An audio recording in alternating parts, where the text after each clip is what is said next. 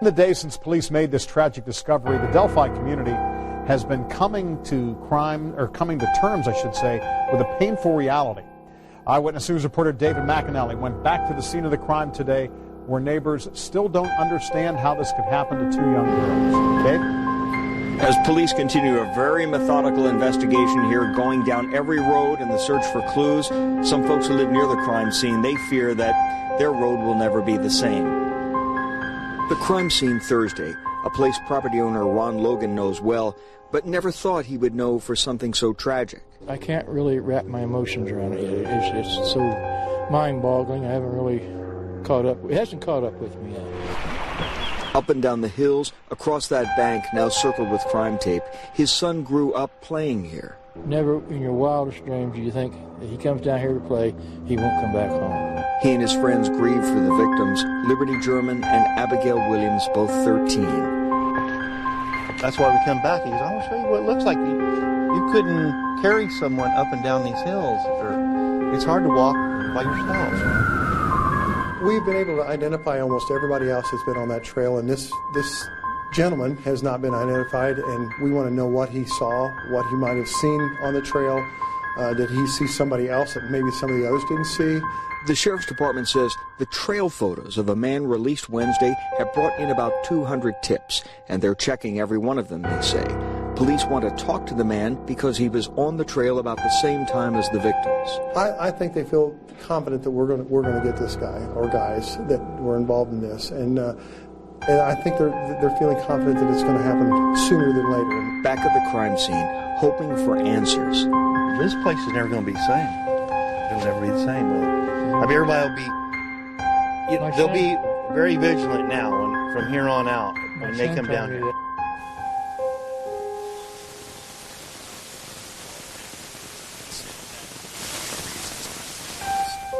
Right.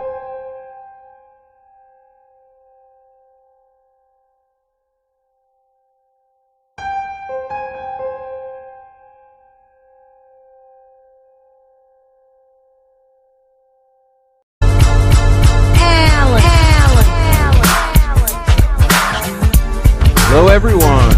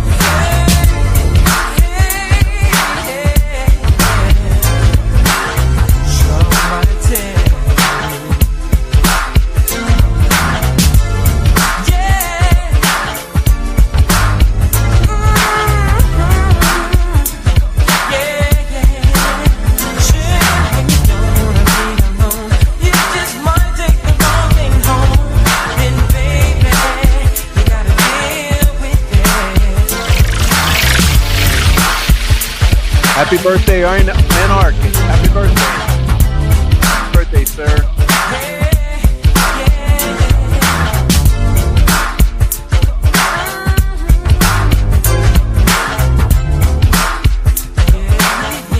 What's up, Heavy Metal Rehab? Mustang. David Rogers.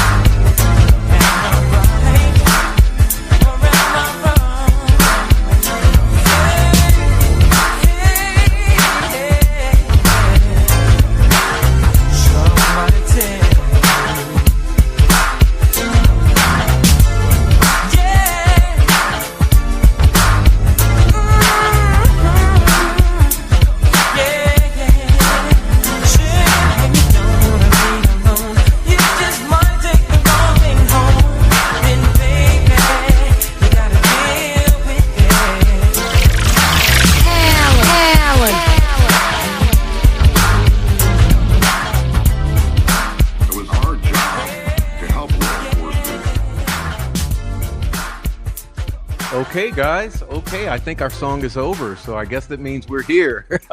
And I have to talk now. So happy Friday to everyone. Today's Friday, March 27th, 2026. And I'm just saying hello to everybody in here. David Rogers, Heavy Metal Rehab. Good to see you. Who's Her Daddy? Quadaxel Mimi, Mandy Boo, Georgina Taylor. Hello from the UK. Good to see you, young lady. All right, Who's Her Daddy? David Rogers, Deb's here. And everybody's here. Hey, Christina. Hey, great video today.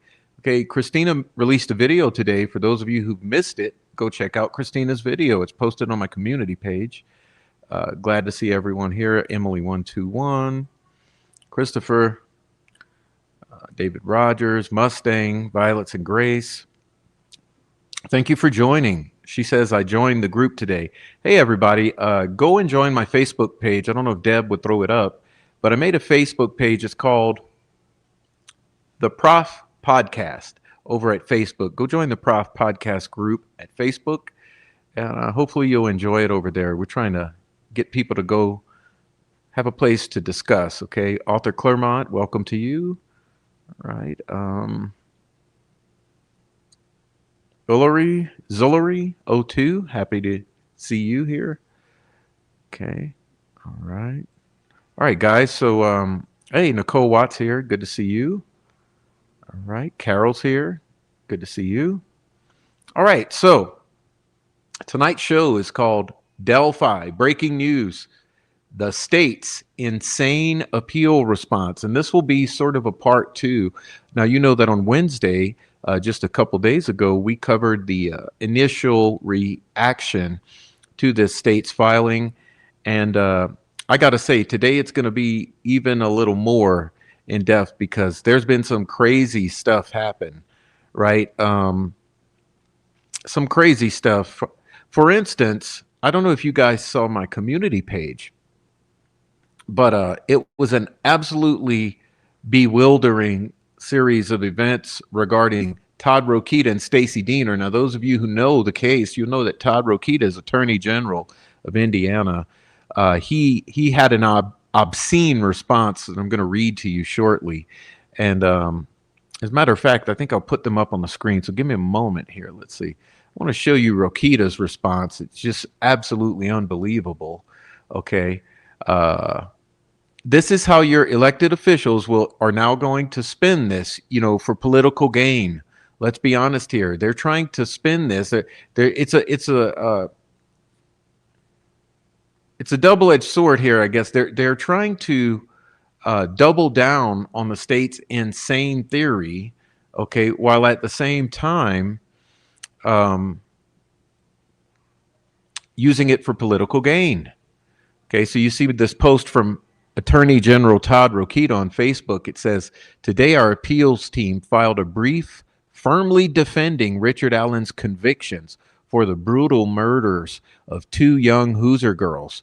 We are fighting to uphold, now quote unquote here, right, quote unquote, uphold justice for Abby and Libby, standing with their families and every Hoosier who demands accountability and closure, key term, for this horrific crime. So, of course, they want closure. Remember, I've told you from the very beginning, the whole intent of the false arrest, the setup, the framing, imprisonment, and wrongful conviction of Richard Allen was for closure for this case, because they want this to go away forever. They don't want anyone ever looking into this case anymore. They want the heat off of Indiana and off of Delphi, Carroll County, and Lafayette in particular. They don't want anyone to look at the child trafficking. They don't want anyone else looking at Anthony Schatz or the Dropbox of Keegan Kline or any of the politicians who were benefiting from the sex clubs in the Michigan City and Lafayette areas. Okay, they don't want anyone looking at flight logs of flights going down to Florida, going to Ohio, going on up to Michigan. Okay, you see what I mean? This is supposed to be buried forever, and Todd Rokita here is showing us that. So not only is he doubling down on Richard Allen as the lone wolf killer of these girls, which we know is absolutely insane, but he's doubling down on the families and closure. Okay. So you know where he stands. And keep in mind, this is political leverage using two young dead girls. That's what this is. Okay. And even worse than that, I wanted to show you this thing. Now, I don't know how quickly I can pull it up, but this was also on my community page. You're about to hit the floor if you haven't seen this yet. This is from one of our prosecutors, right? One of our prosecutors. Stacy Diener also made a insane Facebook post. Stacy prosecutor attempting to leverage the prosecution of Richard Allen for the Delphi murders for political gain. Okay, you see she's running for prosecutor of White County here, right? Endorsed by the Murder Sheet podcast. That's right. She had the audacity. If you notice, it's the only reel on her channel. I mean, on her Facebook page here. The only reel is a Murder Sheet endorsement. You see that? It's absolutely obscene. It's insane. It's using the brutal murders of these girls for political gain, which is what they're trying to do. And she also used Becky Patty. Okay, look at here. Becky Patty experienced my work as a trial attorney and voice for victims in the Delphi murder, State versus Richard Allen, as a prosecutor on the case. I handled family witnesses, eyewitnesses on the High Bridge Trail, and more. And you know, those are all the ones who lied.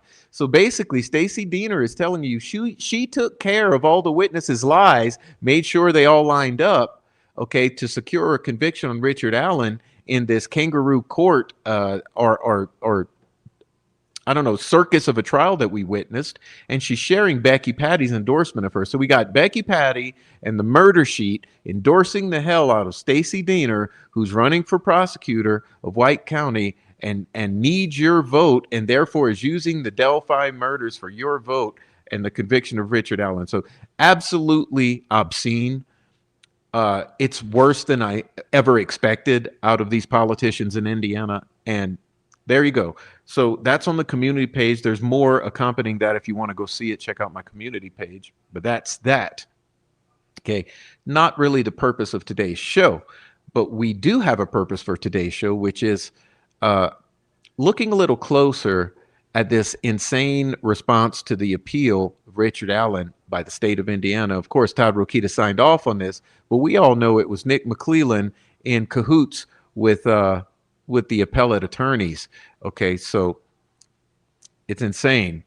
So we're going to do a little looking at that stuff tonight, and in particular, some other things that are relevant to it. And also, I did a little work of my own that I want to share with you all, and you'll see that as well towards the end. So let's see if now I can get my wits about me. So what I did today and yesterday and day before, I've gone in, I did it in two different ways. First, I went into the actual filing itself, and I have extracted particular sections that are important to me, okay?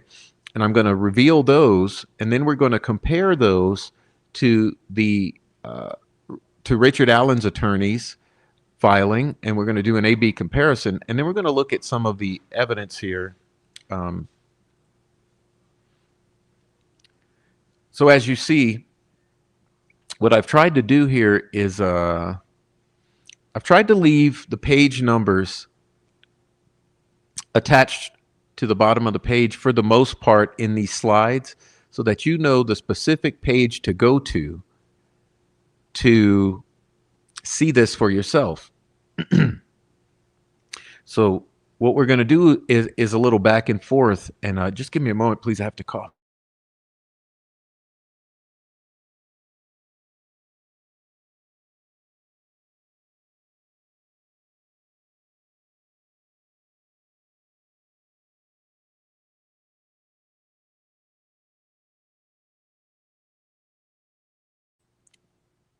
Okay, so in the meantime, I've done a little looking at mainstream media and social media, and I'm looking at what is being put across, okay? And then I'm looking at the public's response, and it's very insane here. Here's what I'm noticing. What's being put across is a unified front of public relations from the state of Indiana, okay, across all media outlets, across the loud voices on social media who've been simping for the prosecution this whole time, and from the politicians involved who I just showed you. So whether it be Stacey Diener, Todd Rokita, any of the news organizations, any of the loud prosecutorial voices on social media, they're all of one accord saying he confessed and this is a legitimate prosecution and we're standing behind it. Okay? And what I'm seeing in response to this from the general public is sort of a public that is split down the middle for the most part. But a lot of people are asking questions. So the ones who are duped by the assertion that there were 61 confessions, meaning he killed the girls, because who would confess 61 times who didn't do it? So I've seen that. And then I've seen, and that being the basis of the confusion. And then other than that, I've seen a whole lot of questions from the public about the integrity of this trial, saying, how can you have a trial on no evidence? How can you have a guilty verdict beyond a reasonable doubt when there was such a flimsy case presented in the first place? And that's what I've been seeing as the litmus on social media for the response. And what that tells me is the public ain't buying this shit. And if the public can begin to understand that Richard Allen was experiencing a deep psychosis, a long-term psychosis, after suffering from years of major depressive disorder, this whole thing throwing him into a deep psychosis, and all of the context of the treatment at Westville, the abuse, and all of the like, the public would shut the fuck up about these confessions and realize you cannot do this to an American citizen. This is America. What happened to all of our Hoosiers who believe in the Constitution? If you believe in the U.S. Constitution, and if you believe in the concept of innocent until proven guilty, you should believe that no one has the right, and especially the state that you reside in, should not have the right to grab you off the street and throw you in solitary confinement for a year or two until you fucking break and give them what they want. And if you don't understand that, you need to go look in the mirror, okay? But that's what we're facing here, because what they did is they framed Richard Allen. They pulled him off the street, or technically out of his home. They threw him in solitary confinement. This is like the medieval period or the Dark Ages. They basically grabbed this man, threw him in the dungeon to be tortured until he gave up the information or said what they wanted him to say. And when they felt they had enough, they moved forward with murder charges. Remember, these charges were originally supposed to be kidnapping, which would have indicated felony murder. They were thinking that they could bully him into confessing to kidnapping with the torture and abuse, and if he would do so, then they could secure a plea deal. When that failed, they fabricated enough evidence. They got the witnesses to align their stories and the medical examiner. They got everything, all their ducks in a row, and then they charged him with straight up murder and then secured a conviction on that with a compromised jury and a biased judge. So you see how that worked? Anyhow, I don't know why I'm getting sidetracked here, but back to this. So you'll see here that there are some points, okay, summaries of the argument. So we're going to go, yeah, exactly. Thank you very much. Keep in mind that among these alleged confessions, he also confessed to shooting the girls, okay? And I asked in my previous episode, where are the bullet holes in these bodies? Okay, if his confessions are legitimate and of sound mind, where are the bullet holes in the bodies? What is the information that only the killer would know that Richard Allen knew? It don't exist, okay, because they were false confessions made under duress and coercion. But anyway, point number one, Frank's claim is waived in several respects, and it is meritless. Here's the assertion. Liggett did not include false statements or omit material information from the probable cause affidavit. The affidavit still establishes probable cause, even if the challenged statements and omissions are excluded or included.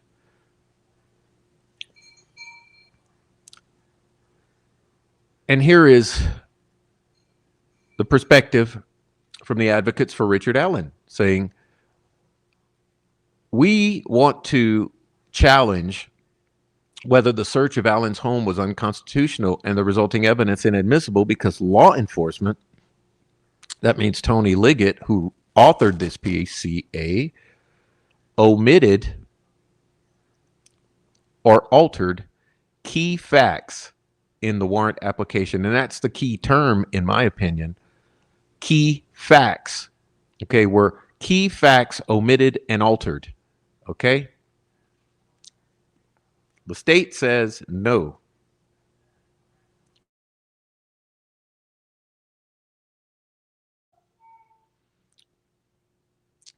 Okay, point two, Allen's challenge to his confessions is waived. Regardless, his confessions were voluntary. They're doubling down on that. Confessions were voluntary. The requisite state coercion is absent. Really?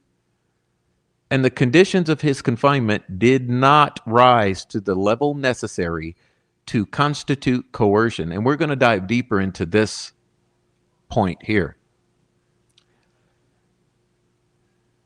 He's not shown that the conditions caused his confessions, as the record provides other explanations, and he confessed both before and after his period of psychosis. That's the gaslight right there, okay?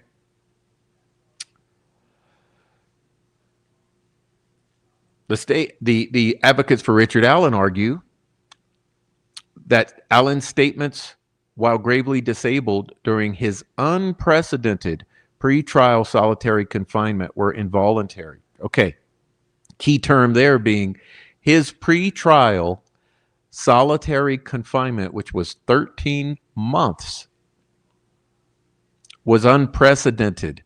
As a pretrial detainee and a supposed safekeeper, his pretrial lengthy solitary confinement was absolutely involuntary.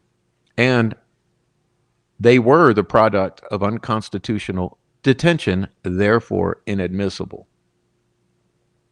The state says no. Point three, they are claiming that the judge properly excluded quote-unquote inadmissible evidence, claiming Blair's investigatory sketch of Bridge Guy, the young guy sketch, Betsy Blair's sketch of the young guy with poofy hair and a clean-shaven face was not relevant because she did not identify Allen, which is key. Question here for the people out there with ethics and morals. If Betsy Blair did not identify Allen and did not intend to portray Allen in that sketch, and she is confident with a 10 out of 10 that the individual she saw was accurately portrayed in that sketch, then who did she portray? But the state says it was unduly prejudicial and inadmissible hearsay. Okay? They further argue that Tobin's testimony was not relevant because it went to admissibility of firearm identification. Now keep in mind that Nicholas McClellan repeated Melissa Oberg's contention that she was never wrong, and that Tobin, by his criticism of her technique, would have been providing evidence that there is reason to doubt her statement that she's not been wrong, because he would cast doubt on the science, quote unquote, that she used. So by omitting Tobin's testimony, they denied Allen the opportunity to impeach her credibility and her findings. Another point they hit on is that Dr. Grassian's opinion that Allen's confessions were false was impermissible vouching evidence. Okay. They go on to attempt to justify Judge Gull's omission of Dr. Perlmutter's third-party motive testimony, calling it opining that this was a ritual killing and claiming it was properly excluded under Evidence Rule 403, impermissible, speculative, and unsupported by any Odinist who could be connected to the crimes, although they absolutely leave out Patrick Westphal and Brad Holder. And they are claiming Dr. Perlmutter's work was based on inaccurate, highly disputed contentions about the crime scene, which is false, because we also had an Indiana State Trooper, and that is the quote-unquote undercover trooper, who provided statements substantiating Dr. Perlmutter's findings, that as an expert in the Vinlanders, in Odinism, and in CIs in Indiana, it was his opinion that there absolutely were bind runes at the crime scene and a rune painted in blood on the tree, which is another rune configuration, and that all of these indicated a Norse pagan element to the crime scene. And this is someone coming from the Indiana State Police. Okay? Furthermore, there was the exclusion, let's not forget, of Keegan Kline, Tony Kline, and Keegan Kline, who all were viable third-party suspects, and all of whom Judge Gull also barred from being mentioned at trial. Okay? And you can see that the advocates for Richard Allen said that the trial court, or Judge Gull, denied Allen his fair right to a fair trial and to present a complete defense.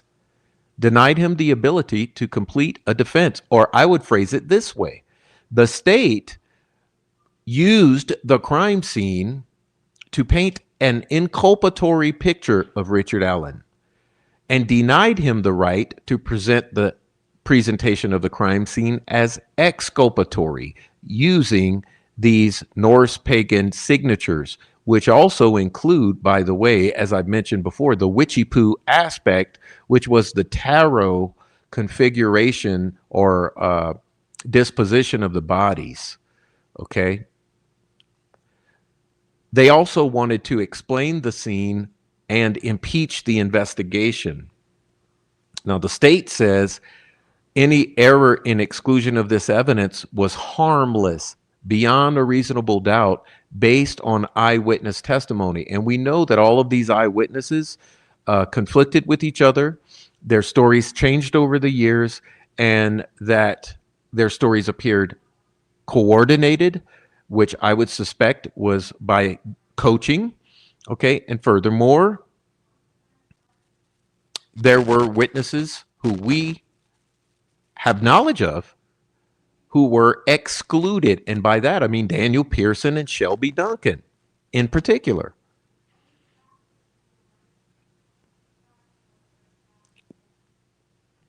And their reasoning for that is they say that Allen's statement placing himself at the crime scene, which combined to identify Allen as bridge guy. Well, what they miss about that one is Allen did not place himself at the crime scene at that time. Now, look, I've been at the crime scene, okay, but I was at the crime scene in November of 2023. By the fact that I was at that same place, does it mean that I was at the crime scene because if Alan is at the crime scene at a different time, then he's not in the same space time, okay, as the crime. And Alan definitively said that he was there between noon and 1:30, not between 1:30 and 3. And remember, all of the witnesses, coincidentally, were also sure to exclude themselves from the crime scene at that particular time. No one wanted to be there between the 2 o'clock and 2:45 time period. Okay?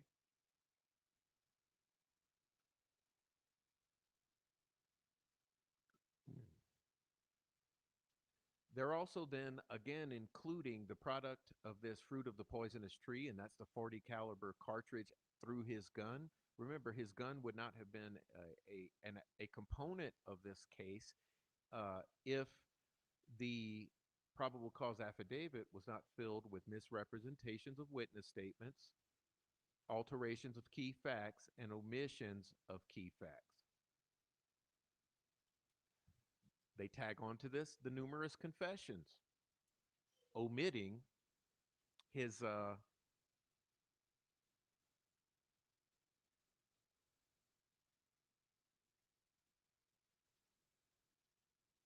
check, check, check. I hear sound. You're saying no sound?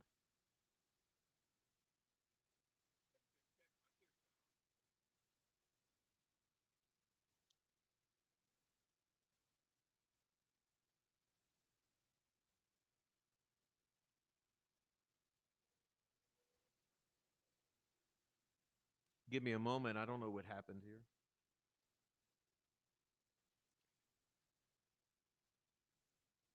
Testing.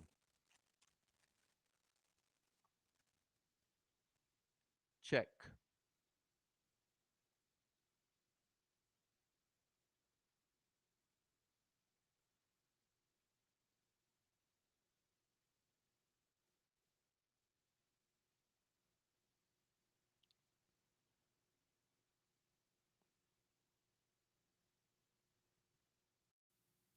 Check 1, 2. Check 1, 2.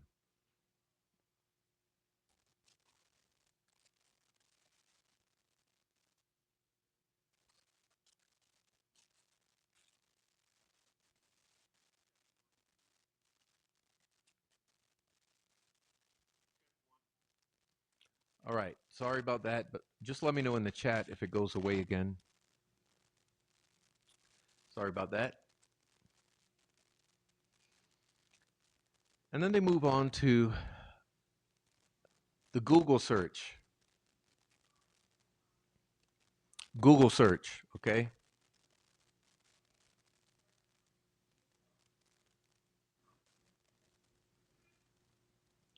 Check 1, 2. Hello.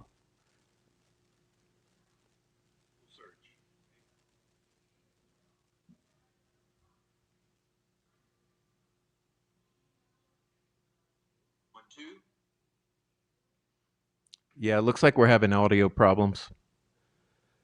I'll just keep going. All right.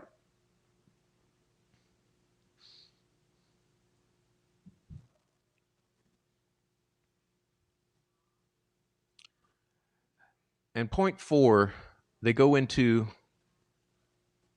the motion to correct error.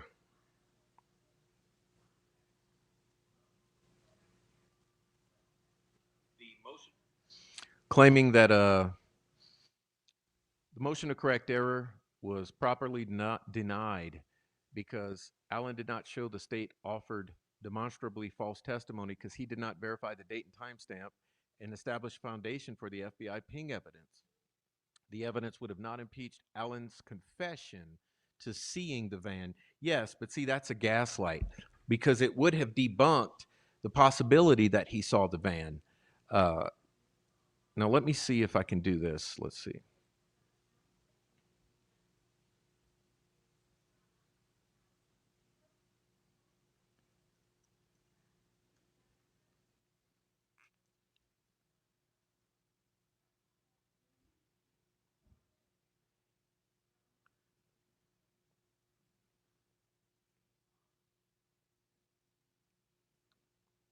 Okay, from page 30. Allen alleges that the magistrate, and that would be Benjamin Diener, was misled by the PCA in that Allen's description of his clothing and his wife's confirmation that he owned a blue Carhartt is raised for the first time on appeal. The allegations of error raised for the first time on appeal are waived. So this is more skirting around the issue. So both on Weber's van, which was confirmed both by the video and the FBI ping information, shows that Weber would have arrived home much later than Allen would have witnessed him or been spooked by him as part of this thing. Remember, they also alleged that this van would have been something only the killer would know, and this has been gone over extensively or exhaustively. Information about a van was out literally from the beginning because the van appeared on the helicopter footage that was broadcast while the girls were being, quote unquote, searched for, allegedly. And discussion of a van on social media had gone on for years and years and years before Allen began speaking with Dr. Monica Walla, the Delphi fangirl, who I suppose fed this information or might have led with a line of questioning Richard Allen into mentioning this van by asking questions to the effect of, "You didn't see a van, did you?" Okay. And it says here in footnote number 6, the only statements omission Allen claims showed more than reckless disregard for the truth are the two statements pertaining to a blue jacket. One of those statements, Allen's description of the clothes he was wearing, is not properly before this court at all, as well as will be argued below. That leaves only Carbaugh's description of the coat available for fundamental error review. Excising that sole statement from the affidavit does not undermine the existence of probable cause and thus the validity of the warrant, much less undermine the fundamental fairness of Allen's trial. I disagree with that because if Carbaugh changed her story once she saw the photography or video of this bridge guy and she altered her witness testimony to suit law enforcement's evidence, then that shows an effort on the witness's part to be a viable witness. Okay, which means, is there a problem with Sarah Carbaugh in attention seeking or wanting to be a witness in this case? Is there some problem with Sarah Carbaugh?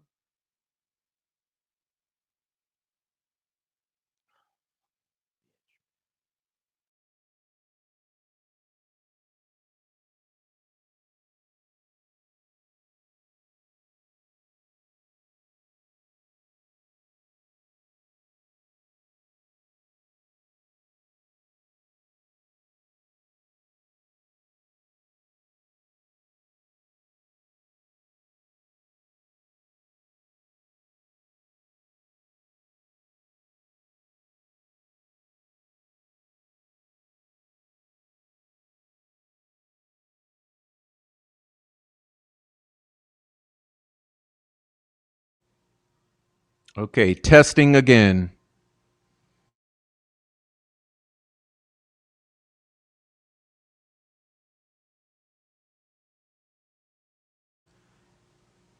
Sorry, guys. Look, we're going to have to deal with the audio being a problem. I can't do nothing about it. Something's going wrong here, but bear with me. Look, what we could use here is some donations to the channel. If you want to help the channel out, seek out my support pathways. I can buy a device that might be more reliable than what I'm having to deal with now. I think this technology that I'm using is on its last leg like the other one was. Who knows? But this is becoming prohibitive and it's derailing me, okay?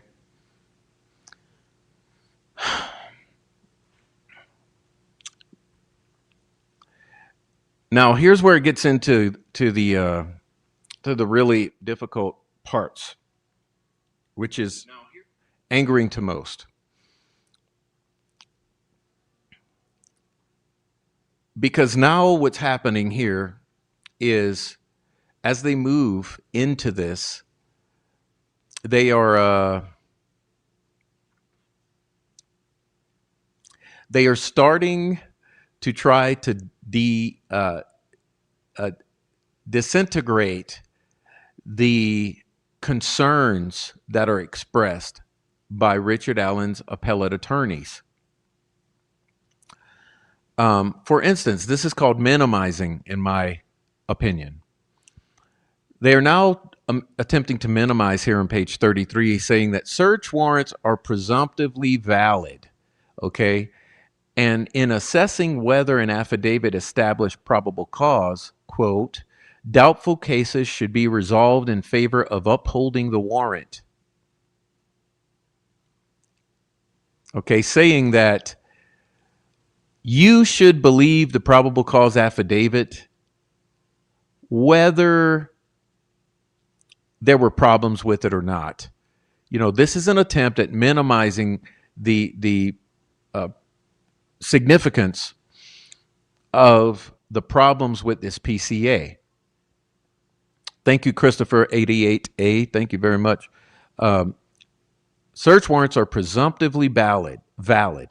Okay, a defendant may invalidate a warrant by proving, quote, by a preponderance of the evidence that the affidavits used to obtain the warrant contain perjury by the affiant, or reckless disregard for the truth by the affiant, and the rest of the affidavit does not contain materials sufficient to constitute probable cause. And you see, what this says to me right here, this is the definition in Jones v. State, Franks v. Delaware, that we need to be leaning on. And these are the concerning issues here.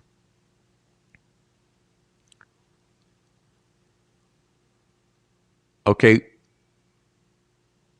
The attorneys for Richard Allen are claiming that a preponderance of the evidence is that Tony Liggett, in his affidavit used to obtain this warrant, perjured himself and had a reckless disregard for the truth by omitting and altering key statements and facts. And they are also saying that without those omissions and misrepresentations, that the affidavit would have not have been sufficient. And this seems to be a really flimsy point here, because this is the exact thing that Richard Allen's attorneys are arguing. Well, let's look at that.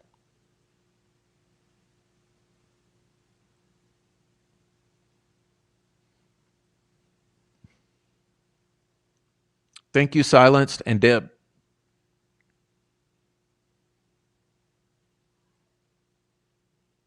All right. Look at part C here. This is from Richard Allen's attorneys. On October 13th, the state applied for a warrant for Allen's home. In Detective Liggett's probable cause affidavit, he concluded Allen is the last individual to have contact with Libby and Abby and is the individual depicted on the high bridge from the video taken. He reasoned that Allen admitted he was wearing a blue jacket, which we know now was purchased years later. Okay?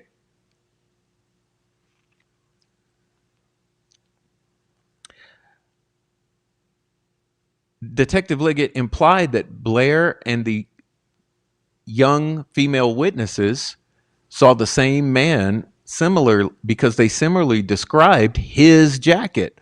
Now remember, his jacket did not exist in 2017, which is a key fact. It is a key fact.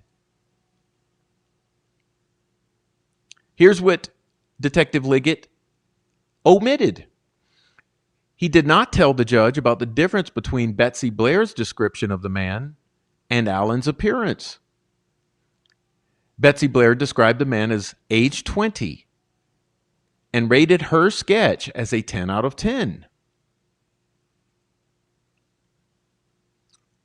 This sketch here. Slender, youthful, boyish looking, in his 20s to early 30s, no facial hair, with poofy hair, like the sketch portrayed.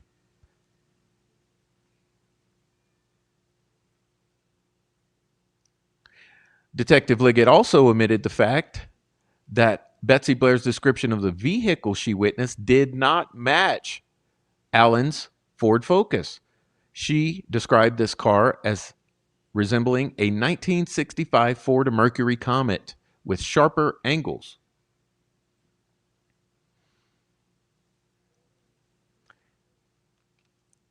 He also omitted from the probable cause affidavit that Blair told him the man that Sarah Carbaugh described walking down the road is not the same man she saw on the bridge, which would be an essential component of the judge determining whether or not Richard Allen was a viable suspect. Furthermore, as I've shown you in the previous episode, Indiana State Police itself explained with a clarification press release on paper that the man that Carbaugh described and the man that Blair described are not the same person. And that the man that Betsy Blair described and witnessed and sketched is the face of the person captured on the video, meaning Bridge Guy. He furthermore omitted or didn't tell the judge the fact that in an interview from Sarah Carbaugh in 2017, she stated that she saw a man wearing a tan-colored jacket or sweater. Detective Liggett stated that she saw a man wearing a blue-colored jacket and was muddy and bloody. However, in her 2017 interview, she did not describe the man as bloody, only muddy.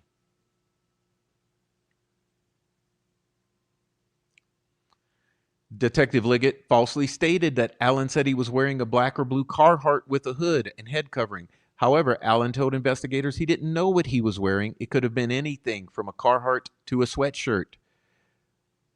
And Allen's wife said and proved that he had a blue Carhartt in 2022, but Liggett omitted the fact that she said Allen purchased that coat a couple years ago, which means after 2017.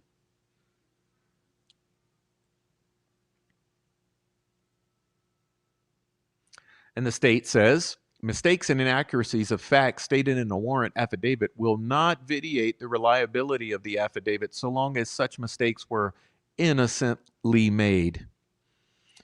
Although it's not practical for police to include every piece of information relating to an investigation in a PCA, an affidavit should include all material facts, which includes those that, look at this, cast doubt on the existence of probable cause. This is important.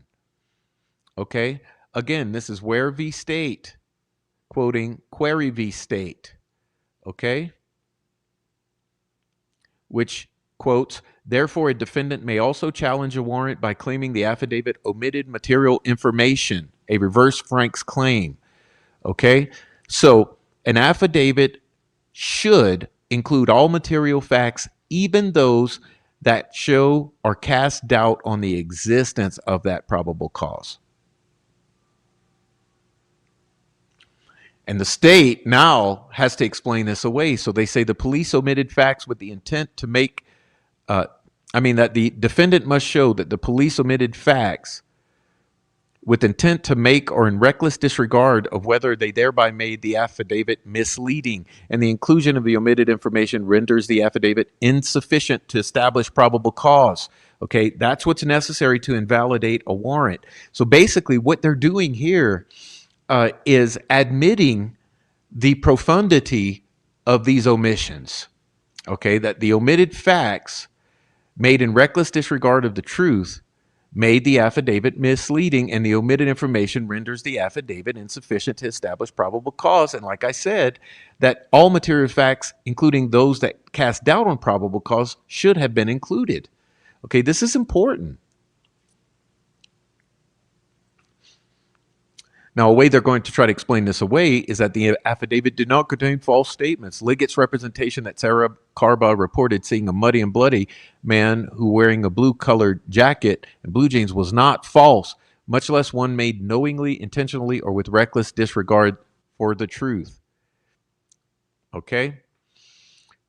Carba believes she used the term bloody once in the first interview, but that it could not be heard on the video because she was mumbling. Like I said, this gives the impression to me that Sarah Carba is wanting to be important. She's wanting the credit for being a witness for this bridge guy. So she alters her witness description after it is revealed to her after key facts from the investigation are revealed to her. So once she learns that this guy is supposed to have been bloody, and once she learns that this guy is supposed to have been wearing a blue jacket, she alters her witness testimony to include those facts from law enforcement.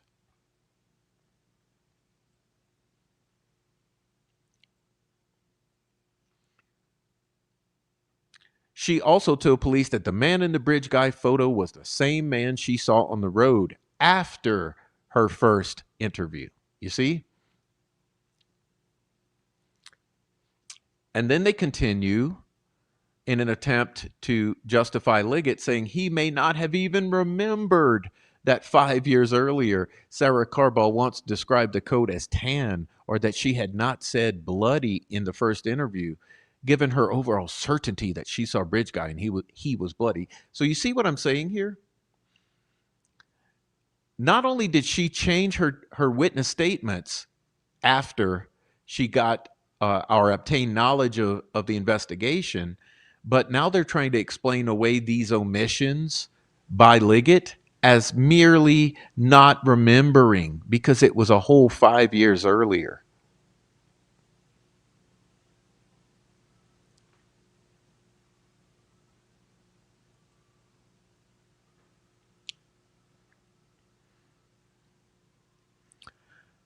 The claim is that material information defeating probable cause was not omitted.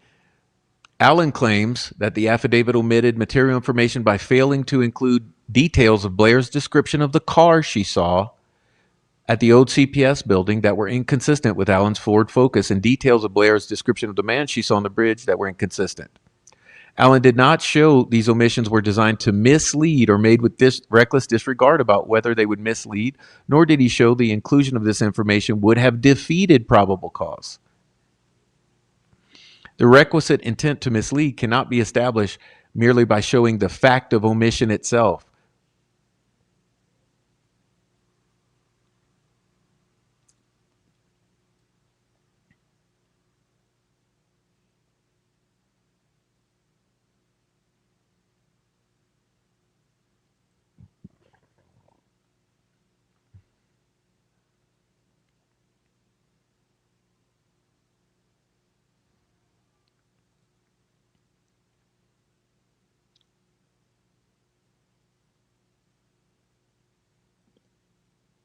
ISP lied to Allen's wife as well, telling her that a witness identified Allen. And we all know not one single witness in this entire case, in this entire trial, or since then, has identified Allen as the person that they saw out there on the trails and on the bridge that day, which is a key fact. Not one single witness identified Allen. I think that's an important aspect here.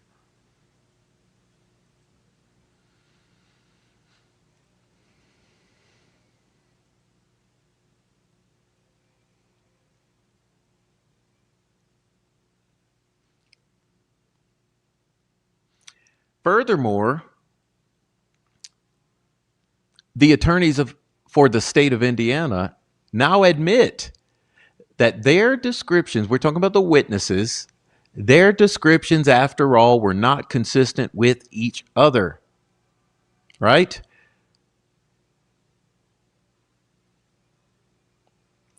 In regards to the cars or the vehicles, they say rather the information was probative because both witnesses had seen a single car parked in a suspicious manner at this location at a time when other evidence established reason to believe it was Allen's car.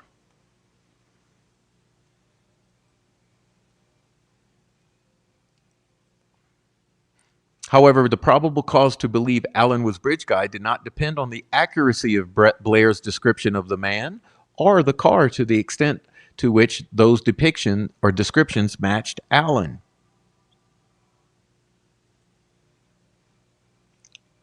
Similarly, it was Allen himself who provided probable cause to believe it was his car parked at the old CPS building between 1:30 and 3:30 because he told police that was where he had parked and that no other car was parked there. Although Allen called it the old Farm Bureau building, there was no such building in the area, and he showed police on a photograph where the building was located, which allowed them to conclude he was referring to the CPS building. That is false. Now, what we're going to do now, we really, really, really, really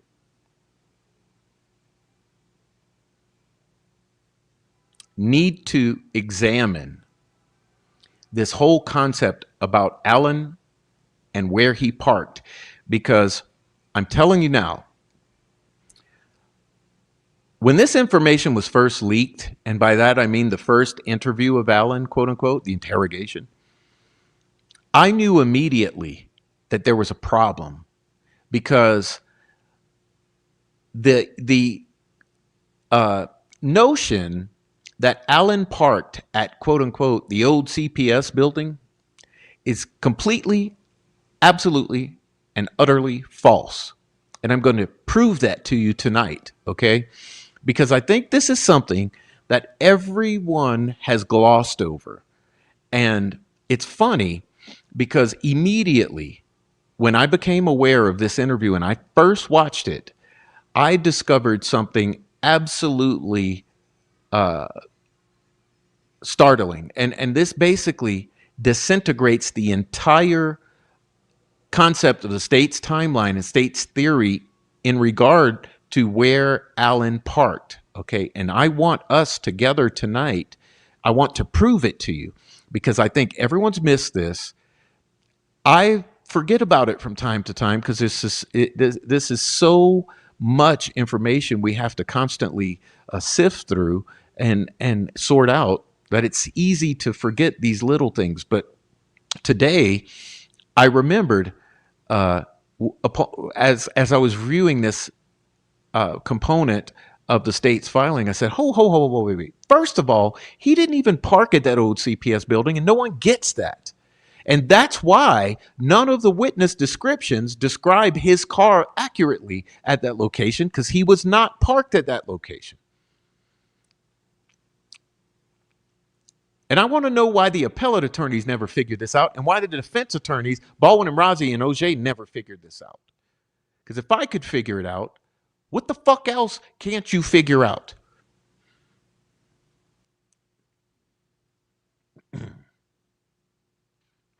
Anyhow, sorry, I'm a little aggravated.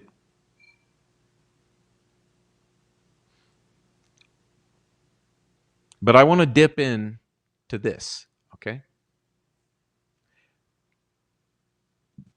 Follow along with me. This will be exciting, okay? So I think I would have been out there because I didn't do anything else. It would have been around noon, I thought, is when I was out there. Noon. Walked down to High Bridge. Always went out just a little ways, not all the way. Went out a little ways and watched the fish. See if I seen any fish down there because I like fishing. And walked back and sat on the, when you turn around and go down the other fork, there's a bench that overlooks, and Sat there for a few minutes and walked back out and left. Okay. Anything else you remember? Where was you parked your car at? Shout out Court TV. Listen, where did you park your car at? I know it's bad audio, okay, but bear with me. He says, where did you park your car at? Now, here's what we're going to do. We're going to not be idiots. We're going to listen very closely, okay? Very, very closely. Said there was, the big parking lot wasn't there at the time, right? The big parking lot wasn't there at the time. We know where that is, okay? And I'll show you on the map. But let's the big parking lot wasn't there at the time. We all know that. Oh, you mean which one? Like where the bridge is at, I don't think it was there. So there's if you went over behind, there's a back road that went up and there was a bridge, not the main bridge, there was a smaller bridge where you could park there. There's a back road that went up, and there's a small bridge, not the main bridge. And there was a space you could park there, okay? There, or you could park over on the other side.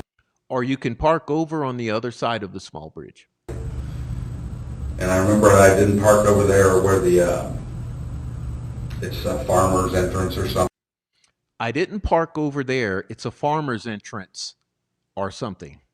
I remember I didn't park there because I had told him something about there were a couple vehicles there when I left, so I had parked somewhere, either parked over on the bridge side, or there used to be a little building there. I could have parked there. There was a trail until they got the whole thing done. Okay. When you're talking about the bridge, just so I'm clear, you're talking about that big blue bridge, the Freedom Bridge or whatever that goes over the highway? Well, that's the big blue bridge, but before that was there was a... Okay, there's the big blue bridge, Freedom Bridge, but before that lot was there... If you're going out of town, you would take the road that I think is where the park is. It veers off, it winds off this way, and there's a road. The first road you come, well, I don't know. If you're coming out of town means Delphi, okay? And he uses his right hand and says, you veer off right, okay? You veer off that way. First road, but there's a road that takes off to the right, and there's houses, and then it just kind of turns into a lane. There's houses, and it kind of turns into a lane. Okay, you see my map here? Okay.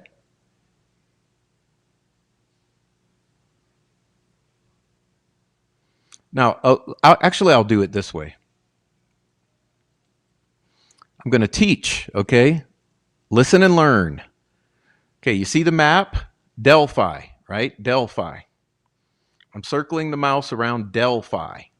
This is town. Okay, this is town. You're coming out of town. You're coming out of Delphi. Okay? And there's a road. It's called Samuel Milroy. You see here?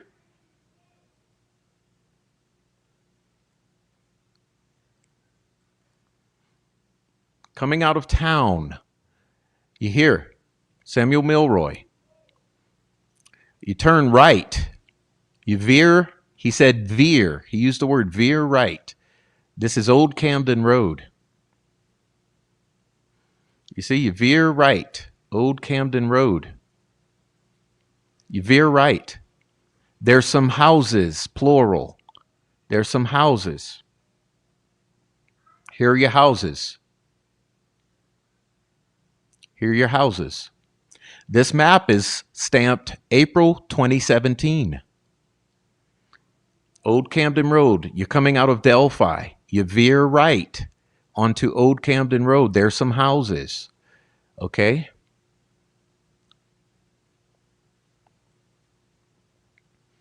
There was a building you could park by. Okay?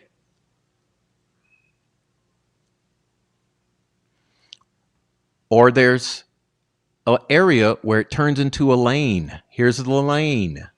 Here's the lane. Here's a lane I'm circling with my mouse. Okay? Here's your lane. There's an area you can park.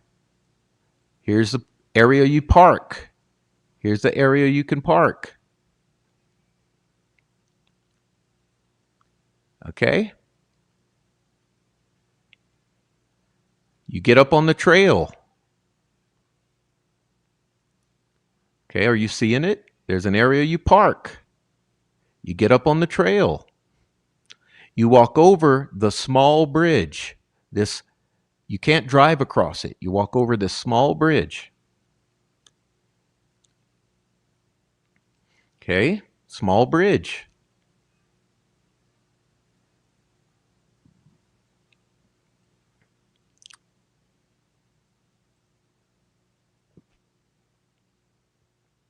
Now let's temporarily go back to the interview.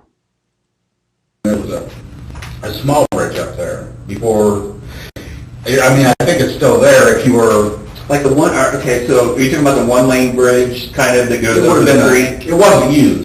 It wasn't a bridge that was used, I guess is what I'm saying. It was Okay. just, there was a parking area up there that you could park in. There's a parking area up there that you could park in.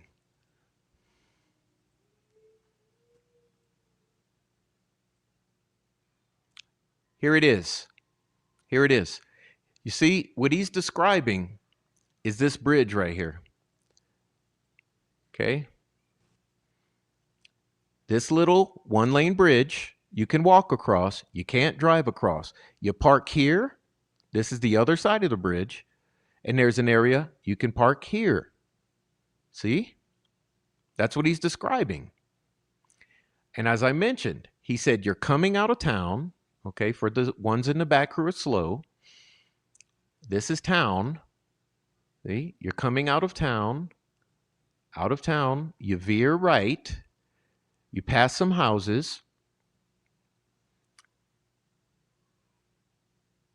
There's a lane. This is the lane. You can clearly see it. Parked here. He didn't park here where there's another spot you could park. He parked here. He crossed over. That's the important concept here. He crossed over the little bridge you can walk before he gets to the blue bridge, the big bridge.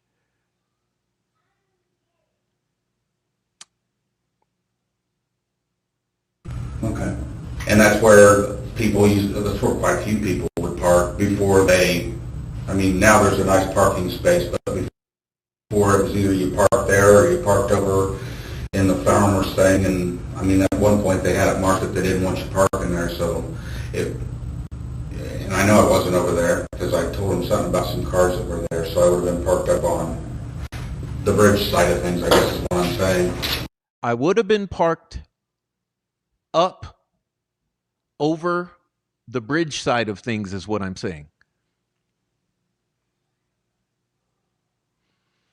The bridge side of things is over here. The bridge side of things. That little bridge he's describing. I guess I won't. Okay, did you hear the uncomfortable laughter? Because let me tell you, here's where the setup is. Here's where the setup is. Because let me explain this. When they're interviewing him, they already have their witness statements. They already have their witnesses. They already have Betsy Blair. They already have Terry Wilson. They already know that they need to place Richard Allen at the old CPS building.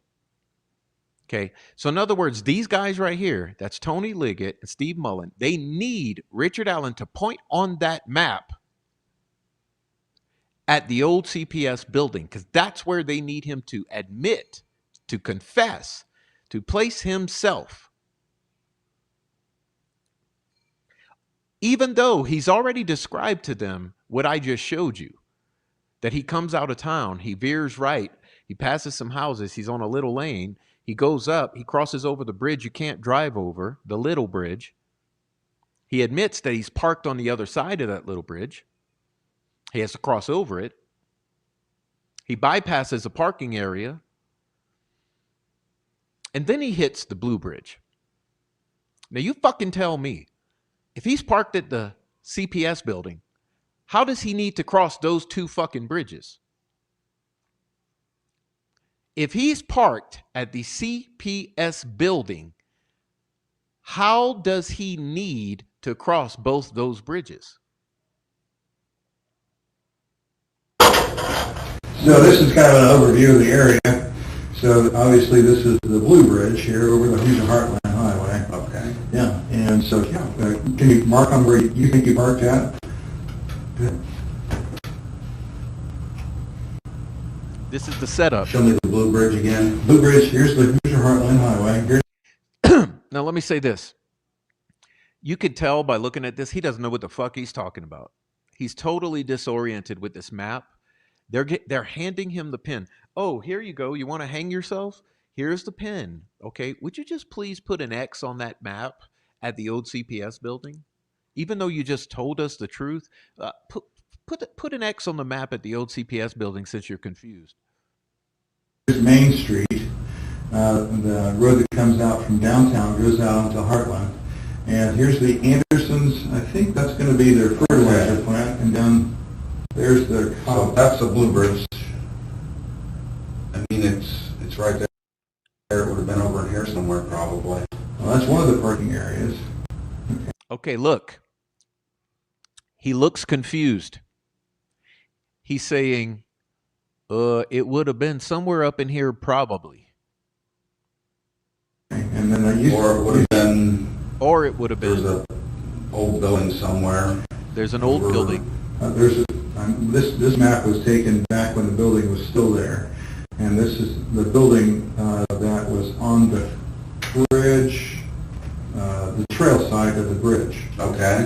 So trail side of the bridge. They're pointing to the CPS building. You see, this is the building that's on the trail side of the bridge, which he just told them he didn't park at. Down this way. I think you went down this way and like there was an underpass or something. Yep, that's right. And then there's a building right there if you can see it. Okay. So it would either have been there or there. Okay. All right, very good. Which way do you think you would have traveled to get to this building that particular day, if you remember? Just that way that loops around. Okay. I don't know the names of the roads or anything. I mean, I can show you where I drove, but...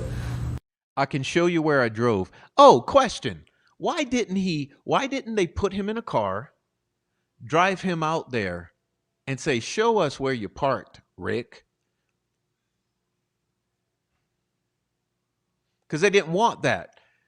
As soon as they had a mark on this map, they had what they wanted. They needed him to put himself at the old CPS building, which is why they're pointing specifically to that spot saying, check here.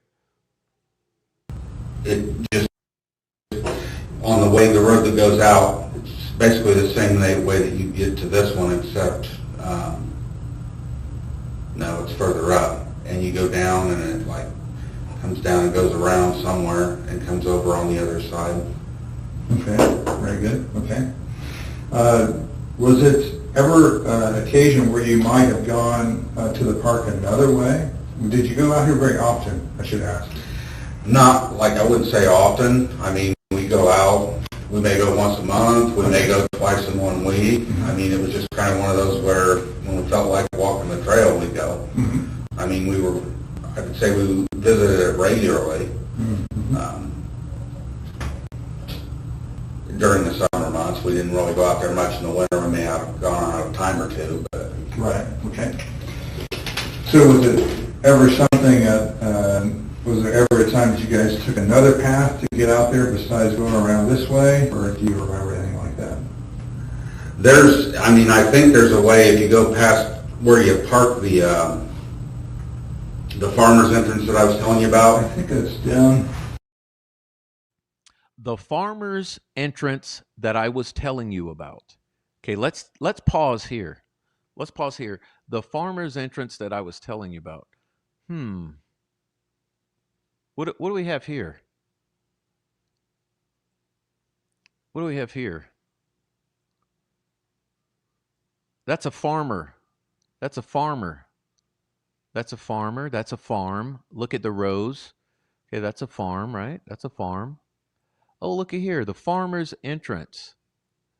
Look at here. The farmer's entrance. That I was telling you about.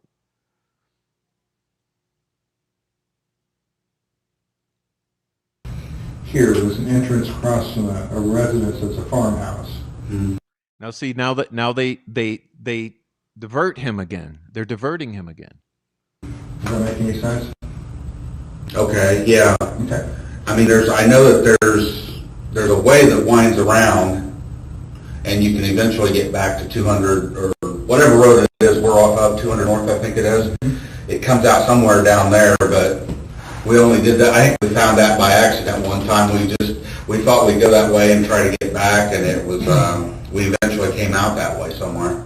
Okay. But no, I wouldn't. If we were going to go there, we would go down through town and Through town. Okay. Good enough. All right. Okay.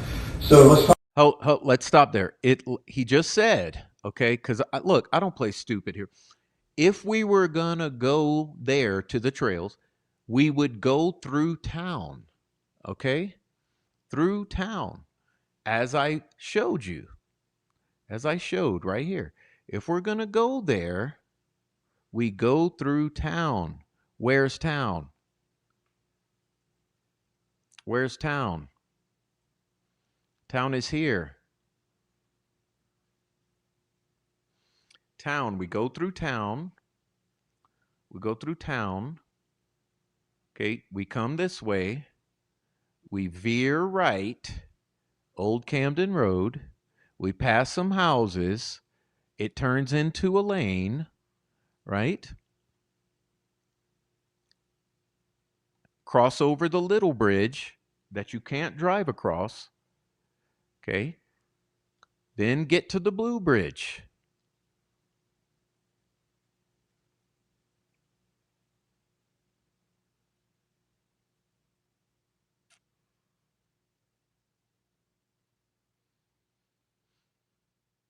What you remember doing that day, remember seeing that day. okay. You gave an account to Sure. the officer who talked to you. And do you remember how that was prompted, how that happened, that you happened to talk to the officer? I don't remember if it was the next day or a couple days, but shortly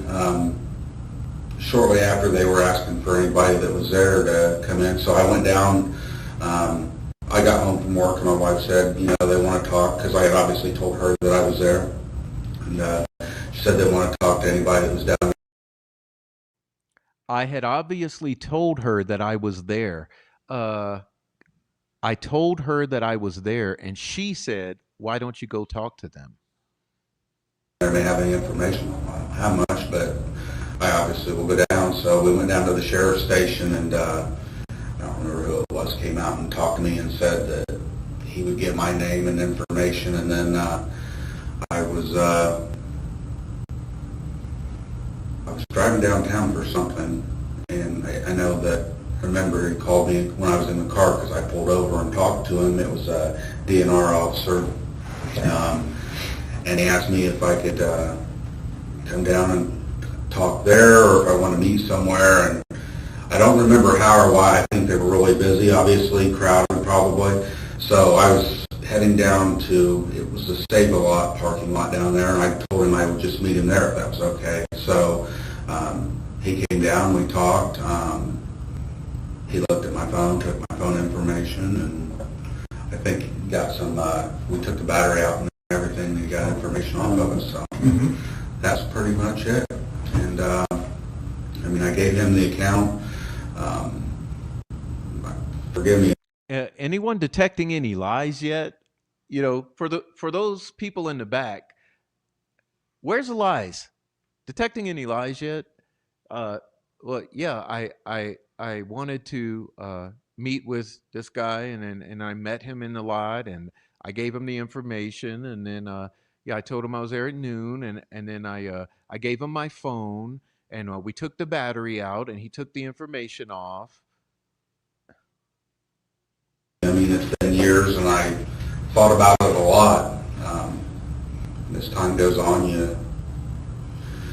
it's like I said, I think I was there probably around noon. It could have been I think I was probably there around noon again. a little before noon or a little after noon.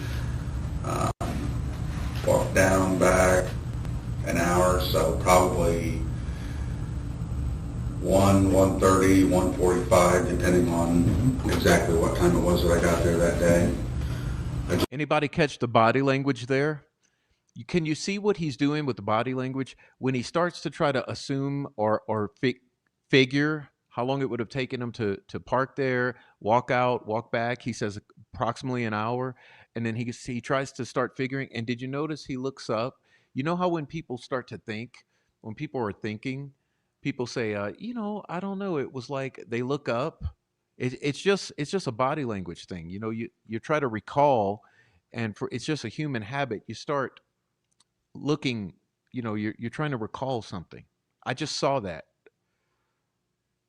I remember walking down the trail, and I had told him that when I was approaching the trailhead, I guess is what I'd call it, there was 3 girls walking off the trail, and I just remember it looking like one of them was probably watching, not babysitting, but watching the other 2 because they looked a little younger. Oh, he gives the same story he gave Dulin, right? Sisters or whatever, but the other one didn't necessarily. But I remember seeing them walking off the trailhead, and I didn't really see anybody. I walked down, like I said, I look at the water, I walked back, and I said, talk behind me, I guess, that bench that overlooks the creek bed and all that. And I remember telling him when I left, I remember there being, I think there was 2 vehicles down there on that farmer's entrance that I told you about. Mm-hmm. And that's why I know I didn't park there, because obviously I wouldn't recall seeing cars there if I parked there. The farmer's entrance, are we still talking about this area here, or is there some other location here? There's a pull-in, like right next to the trail is all I can tell you. There's a pull-in right next to the trail, and a trail actually leads up to the trail. Yeah, it's hard to see from here, but I think this is what's called the old Mears. Probably.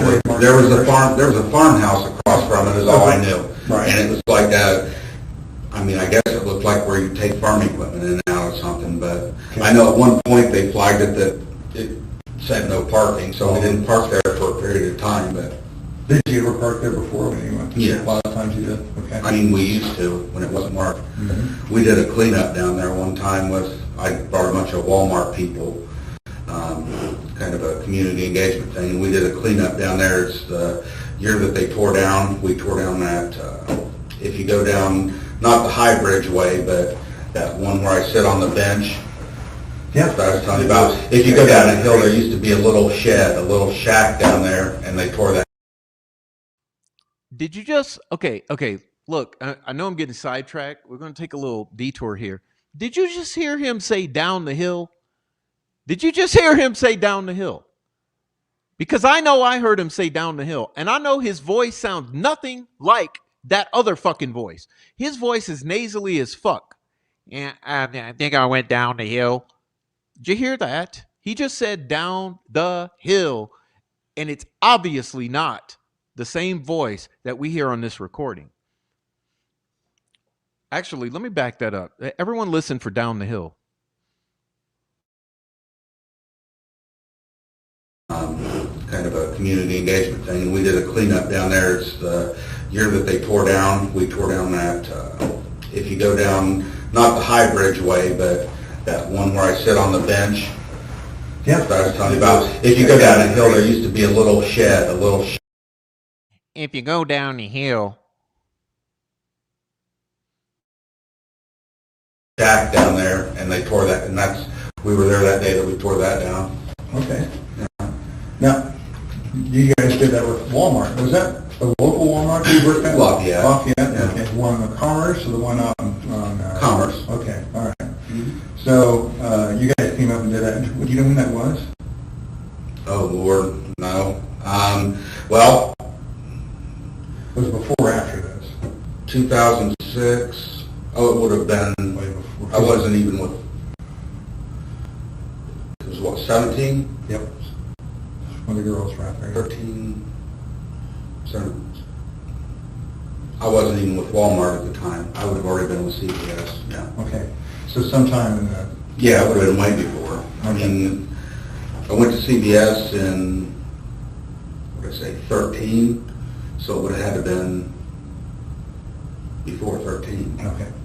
So you were out there then working on the trails? I'm going to say a lot earlier than that because I worked in Chicago, south of Chicago, for a couple of my last years with Walmart when I was actually running that store.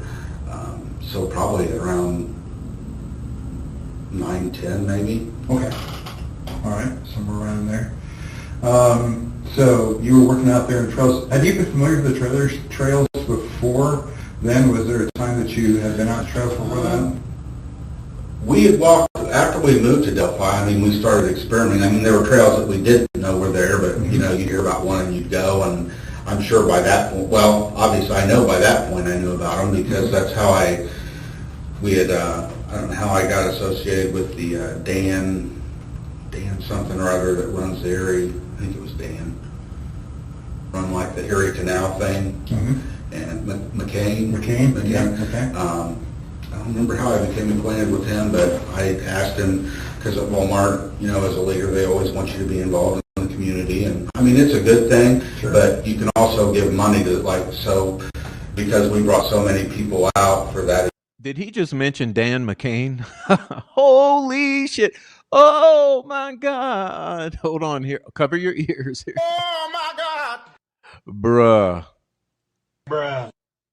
Event for a day, we had so many hours, and we were able to donate money because of that from Walmart to the Area Bruh. Foundation or whatever. So we worked. I guess the question is, yeah, I had been on the trails before that day, and we worked.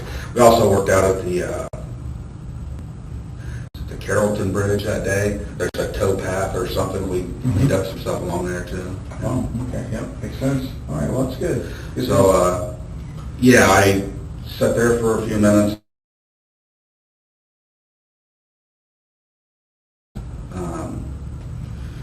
I may have told him the exact makes. I'm not sure. I just remember one was like a sedan, and I think maybe one was an SUV. I'm not sure. Oh, okay. So question, one was a sedan, one was like an SUV. I witnessed a couple of vehicles. Whose vehicles did he witness out there on the way back from his walk? Maybe, hey, question here. Maybe Richard Allen is a witness to someone who was out there in a vehicle as he's leaving at 1:30, 1:45. Who's showing up at 1:30, 1:45 that he may have witnessed their vehicle? Maybe he should be a witness in this case. I have to look back at what I said that when I interviewed with him. And that was at the, you call it farmer's entrance, those cars were at the farmer's entrance? Is Yes, that what sir. you're saying? Okay. What about where you parked? Were there any other vehicles? I know there were no vehicles where I parked because I don't remember telling him. I mean, if he asked, I didn't see anything there that day. Okay. A lot of people would park at that farmer's entrance because I'm thinking that was probably when they didn't really want you parking there, and that's probably why I didn't park there. But it's much closer to the trails, so a lot of people like to park there. You walk in and you're actually like halfway through the trail. So He's talking about the Mears lot. Okay, for everyone who's stupid, he's talking about the Mears lot. The Mears lot entrance. you can walk one way and the other and leave. But I know at one point, like I said, they didn't want you parking there, so we didn't.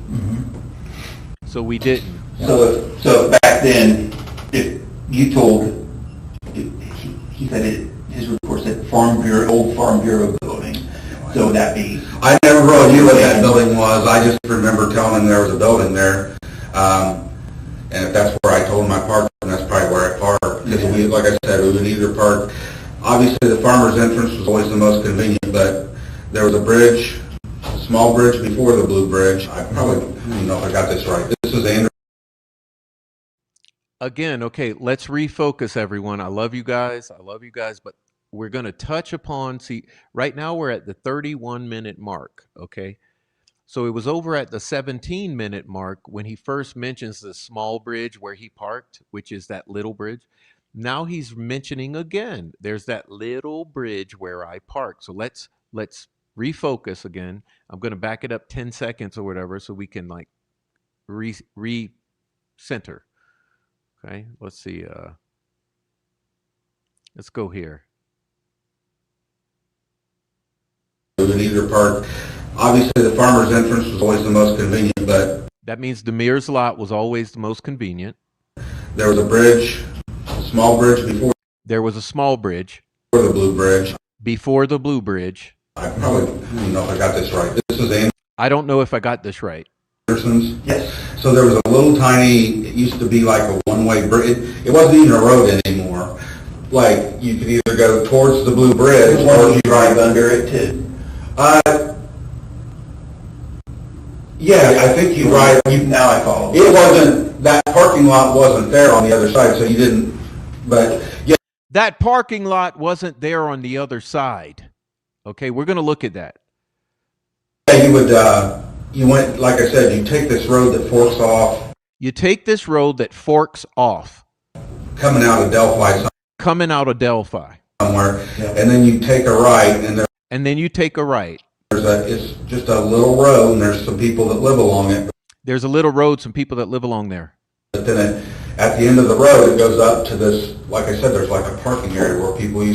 At the end of the road, there's a little place that goes up to a parking area. To park. I think I know where you're talking about. And then you go up. You see? Did you see the hand signal? I think you can't see it on here, but what you're describing is the road. You can't see where I'm describing, probably. It leads up to this parking area that you're talking. It's out of the side of that side of it. Sure, it's probably, yeah. Okay. Sure, probably, because they only are showing him the map that they want him to put the fucking X on.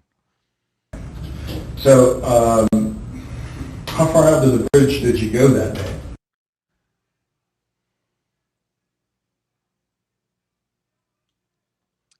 Again, I'm doing this to be annoying to all of you. Trust me. Look, he just said, you're in Delphi. You come out of Delphi on the road. I don't know what it is. You take a right, he just said. You go past some houses. He just said, these are your houses. Okay? He says, you end up at the end here, and there's a place where people park. Here. It's a hill, okay? And he says, remember, he said, you go up. This is where you go up. You see my mouse? You go up. And you cross this little bitty bridge. Okay? Are you understanding? Okay, he's saying the lot is not there yet. Well, let's take a look. Let's take a look. 2024. Oh, look. It's an official parking lot here. And oh, look. This shit's still here. It's still there now.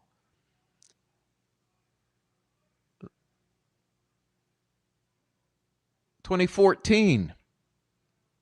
Look, it's under construction.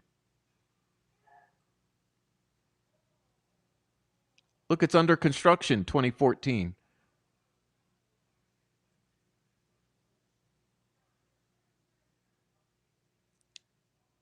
$2017. Look.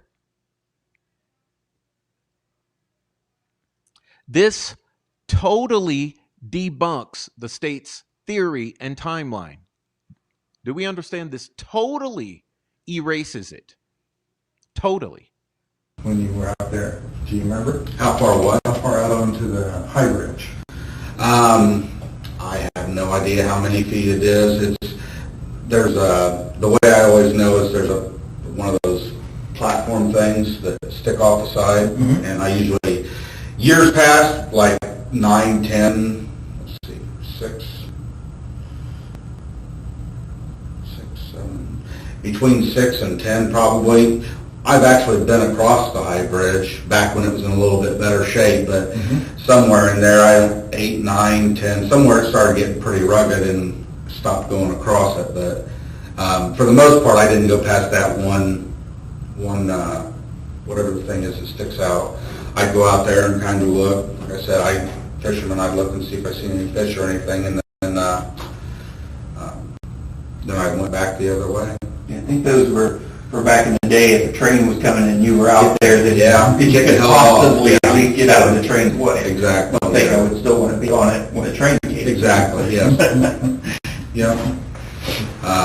See this So yeah, that day I don't remember what year. It's basically Duper's delight. They keep laughing in uncomfortable moments. They're like, we got your ass, motherfucker.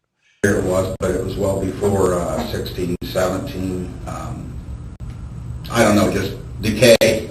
Sure, absolutely, yeah. So if you were parked there, and correct me if I say anything. The bridge? Over here, in that building, I'm sorry. So if you're parked there, how did you get on the trail? Where did you walk?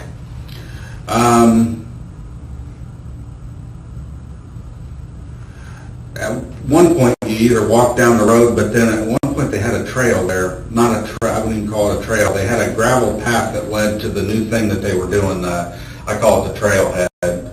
When they started doing all that, there was a trail that would, I think it ran along the road, if I remember right, and then it just cut over to where the trailhead was at. You couldn't really park. I just remember where that path was at. You'd think you could park there, but it was no parking. So you had to walk. You either parked over here and just, it was actually closer if you went over here and you could just walk to the bridge that way. And then if you went this way, it was a little bit further because you walked along the road to So you would walk along the road, or was there a path in there? At one point, I think you walked along the road. Honestly, I don't even remember. Where's the trails here? That's why I said at some point, it was probably after they put that little pathway in that we even parked there. I don't think we ever even used that until they put that path there, and it was just because it was the only way to get to trailhead from that side. And like I said, at one point, they didn't want you parking down here at this farmer thing, so they had put in a gravel path in, and you would park there. So you either parked over there or you parked there and walked down the gravel path. And the path cut over to like where the trailhead thing is.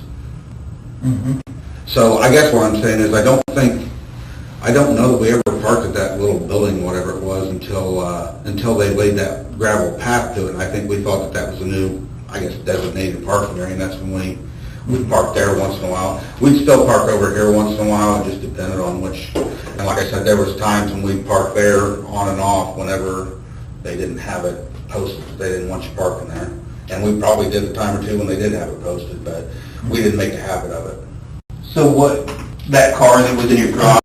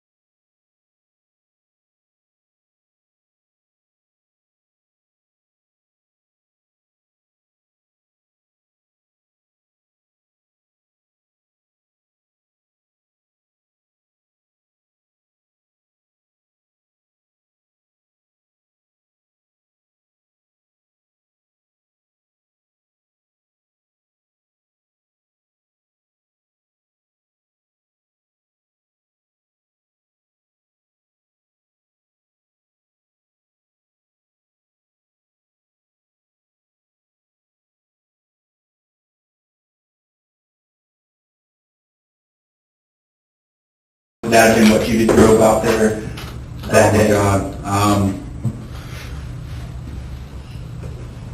Let me think here. It would have either been that one or our gray Ford 500.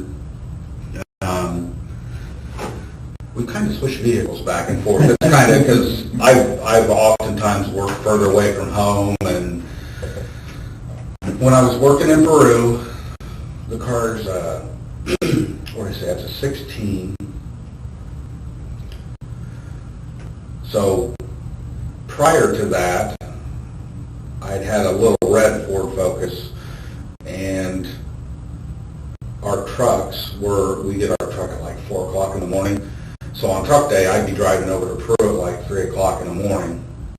And one day I was driving and I was tired. I mean, there's often times you'd be tired, but this day I was just so tired, like to the point I almost and should have just pulled over.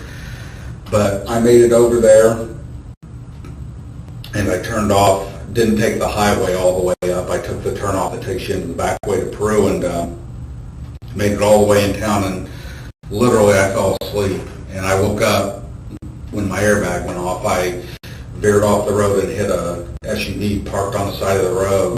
And literally that's when I woke up. Like, I didn't even know. It took me several seconds, if not a minute, to get my bearings and even figure out what had happened. I still didn't know, because when it hit the SUV, it threw it clear up over the sidewalk into somebody's front porch. Like, I literally didn't brake at all. I was asleep, so I hit it full speed. So anyway, I get out, and there's not even anything there. I'm like, what did I hit? And there was a person stopped on the other side of the road. Anyway, long story short, they called the police, blah, blah, blah, and I had to get, that's when I bought that black car. Mm-hmm. The black car being the 16?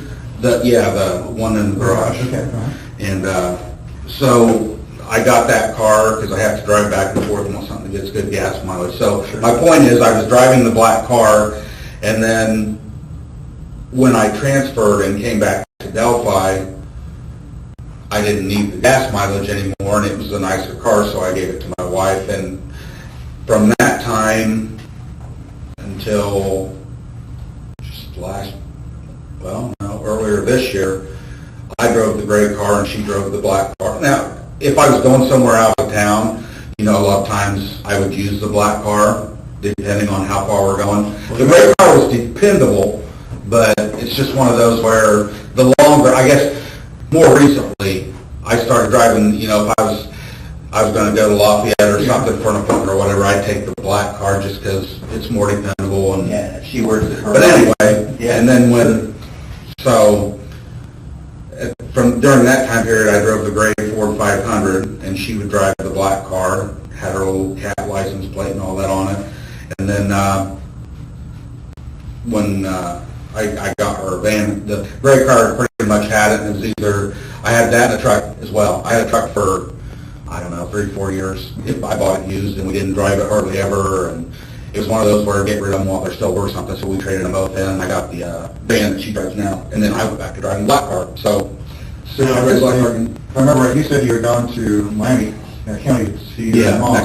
Mexico. Would you have planned to drive the black car because that was a trip out of town? I wouldn't have planned, no. During that time, it was still, the gray car was still, it's not like it was a junk car. We bought it brand new. Mm-hmm. It was a 2006. But I just say in the last, 3-4 years, it's not, the car didn't run well. It's just one of those where it's old enough that, you don't want to get over somewhere. Especially because usually if I am driving it, it's because she's at work and I don't want to end up having to get stranded somewhere. But that was more recently, so that's why I don't know which, it was either the gray or the black one that day. It could have been, it could have been the black one, could have been the gray one. Makes sense. Okay. It was an 06 Ford 500. How much looking have we done at gray cars? His gray car. What if he was in his gray car that day?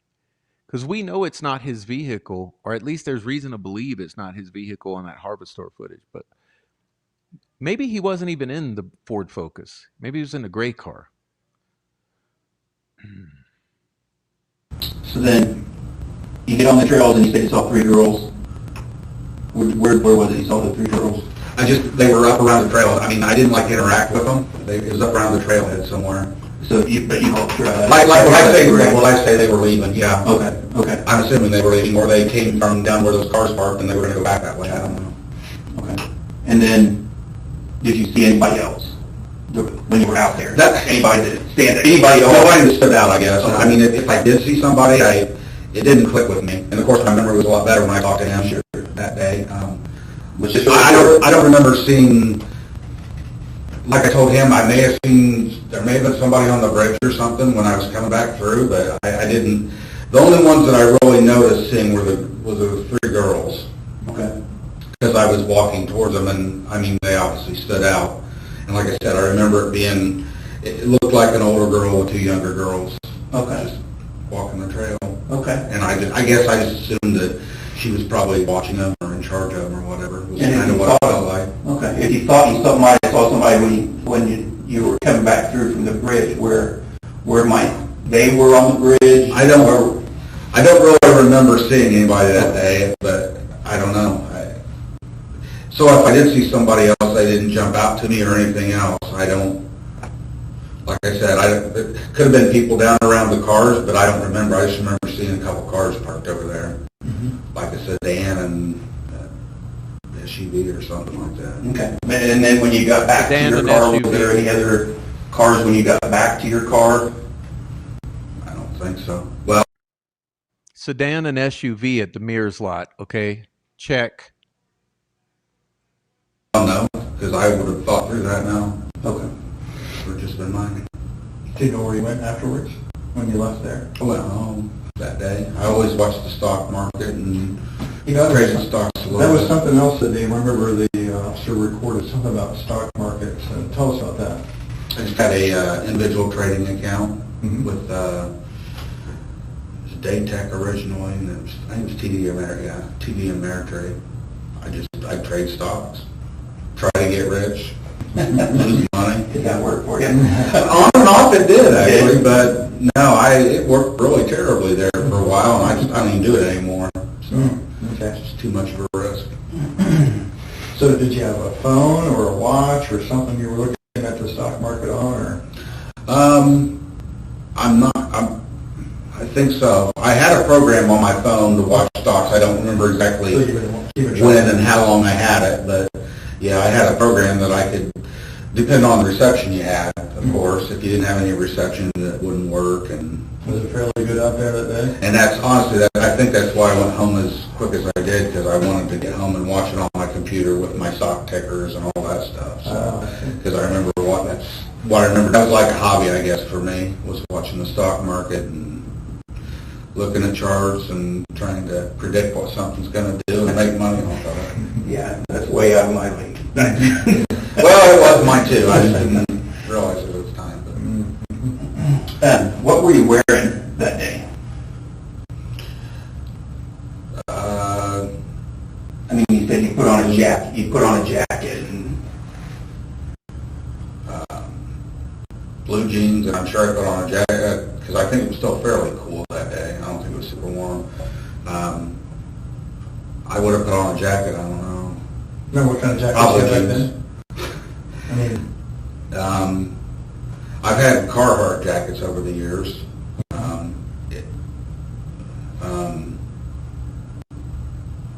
color is your jacket.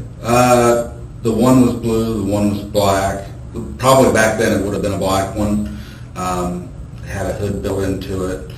So it was just a black zip up. A black zip up, because even he knows the blue one he has, the blue Carhartt, was purchased after 2017. He knows that blue jacket, that blue Carhartt, is a newer jacket. Okay, so he says, yeah, I have a couple Carhartts and this other type of jackets and shit, and I don't know, it was a black one, but I have a blue one. But he knows that the blue one he has was purchased recently. Well, I don't even think it was a Carhartt. I think it was an off-brand, but it was like a Carhartt. I could have worn that. I've had sweatshirts like what I threw on today. Hoodies, jackets. I mean, I've got a little bit of everything. Fleece. Anything else you maybe headgear or anything like that? Wasn't on that day, but it wasn't that cold either. Always kept a hat in my coat, so it would have been like a, I don't know, what do you call them, skull cap, or just not a big fluffy hat, but a small hat.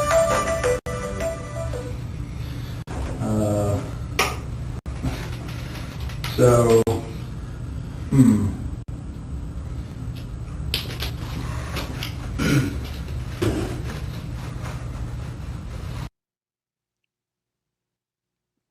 Okay, I think for now we'll leave it, but we may come back at a later time. But I just wanted to very clearly show you in his own words his very detailed description of where he remembers parking, which, as I mentioned, he multiple times he describes it. And he says he's coming out of Delphi. He says he goes on this road, veers to the right. That's Old Camden Road, coming out of Delphi, veering to the right, passing a few houses. Okay, coming to where it turns into a lane out here. And see, you can see when I pull this overlay off, turning into a lane right here. Turns into a little lane. This is the lane. Parks here. Goes up this hill, like he even used his hands to indicate. You go up. The question: Do you? Okay, here's for the idiots in the back. Do you go up from the CPS building? Do you go up when you park from the CPS building? No, it's flat ground. The only place you go up when you're coming out of Delphi, you veer right, you pass some houses, you pull down a little lane, you park. The only place you go up is right here where I'm circling the mouse. You go up, okay? And that's also the only place you got to cross a little bridge, right here, little bridge, okay? You go up on this hill, you go up, you cross a little bridge. This is a little bridge, okay? You go down this gravel path they had laid down, okay?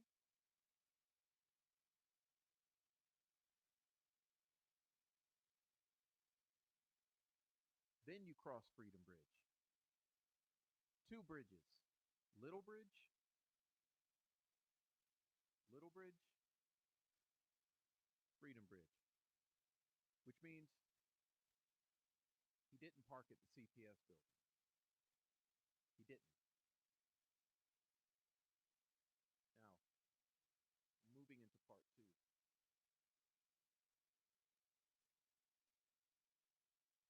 The court properly admitted Allen's confessions. The confessions were voluntary, not the product of state coercion, and therefore did not violate his due process right against self-incrimination under the 5th and 14th Amendments.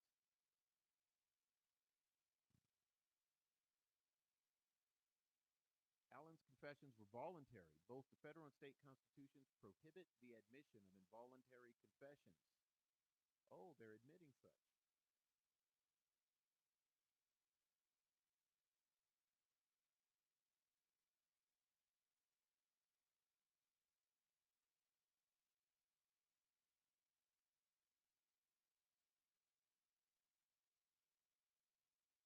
Check, check. Check, check.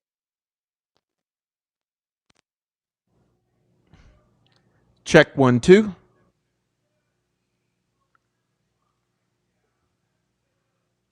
Check 1, 2. You guys hearing me yet?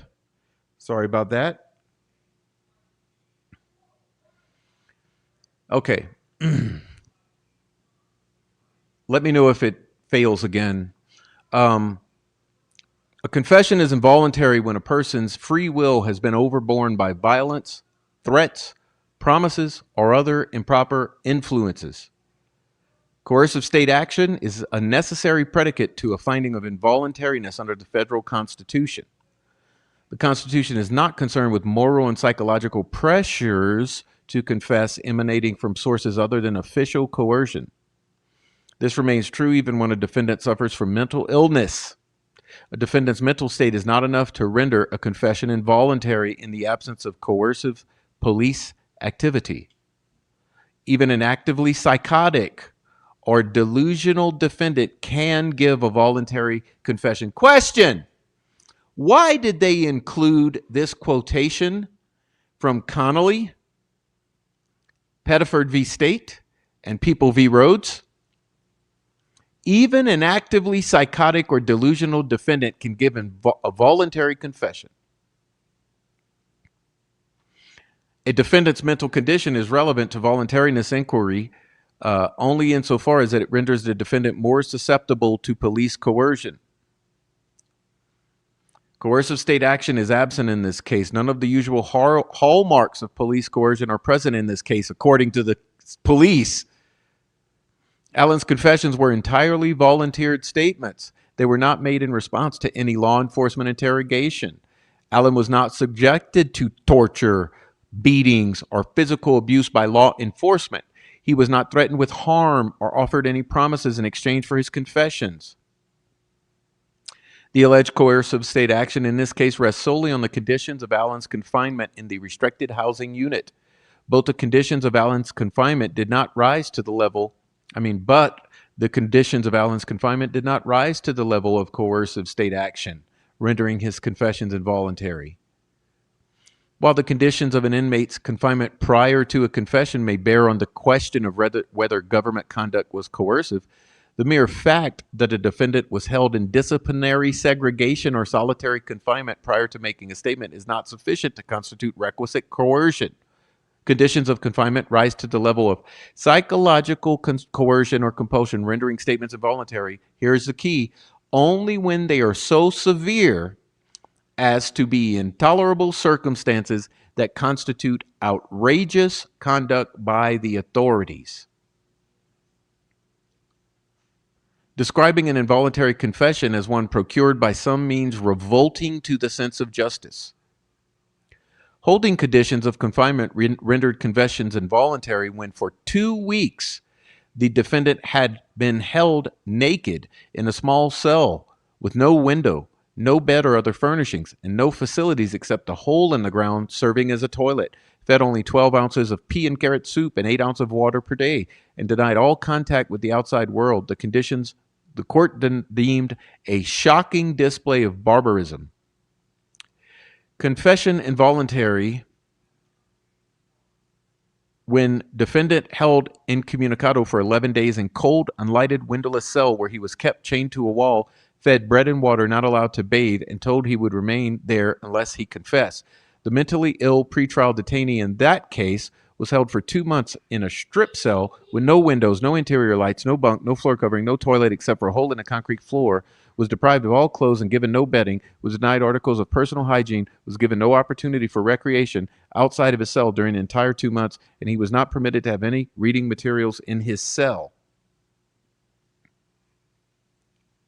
Moreover, except for the several ways in which he received more favorable treatment and the video-only camera in his cell, Allen's confinement conditions were identical to any inmate in restricted housing. That is because the conditions of restricted housing, while undesirable, are a far cry from what is necessary to create an involuntary confession. Allen's argument assumes the conditions of his confinement caused his brief period of psychosis and that his psychosis caused his confessions, but both premises are belied by the record. The confinement conditions did not cause Allen's confessions. Moreover, the confessions were not coextensive with Allen's period of psychosis. He began confessing before he was psychotic, and he continued confessing after he was no longer psychotic. Allen was already confessing in early April 2023. But it was not until April 13th that Allen became gravely disabled, and April 14th that his psychosis and manic behavior became significant, and he was involuntarily started on an antipsychotic medication. By May 2nd and 3rd, 2023, Allen no longer exhibited significant symptoms of psychosis, manic behavior, or lack of impulse control. Allen's most detailed confession to Dr. Walla occurred on April 5th and May 3rd.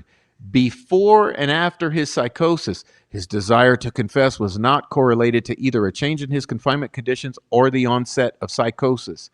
So they say. Okay, so they say. Now, are we to believe that his psychosis was immediate onset and immediate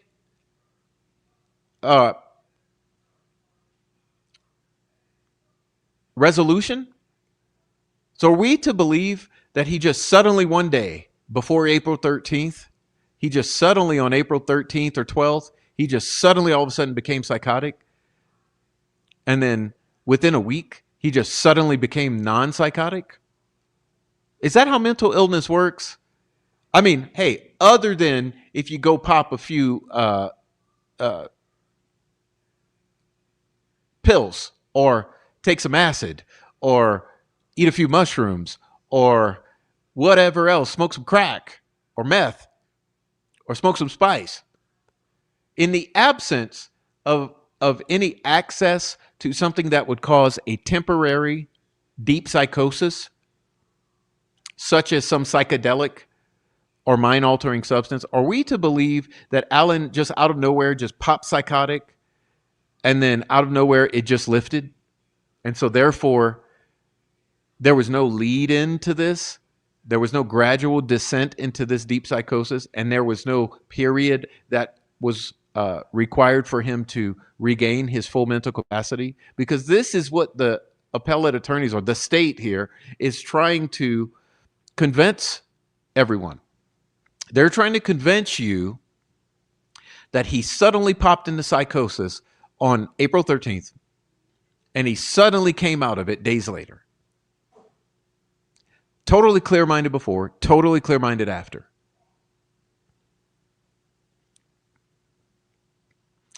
Not only that, they're doubling down and trying to give a further reasoning to explain what may have caused this sudden onset and sudden lifting of the psychosis, which is that he received his legal discovery at the end of March, beginning of April, and he had a meeting with his attorneys April 3rd. His behavior began to change and worsen immediately after these two events.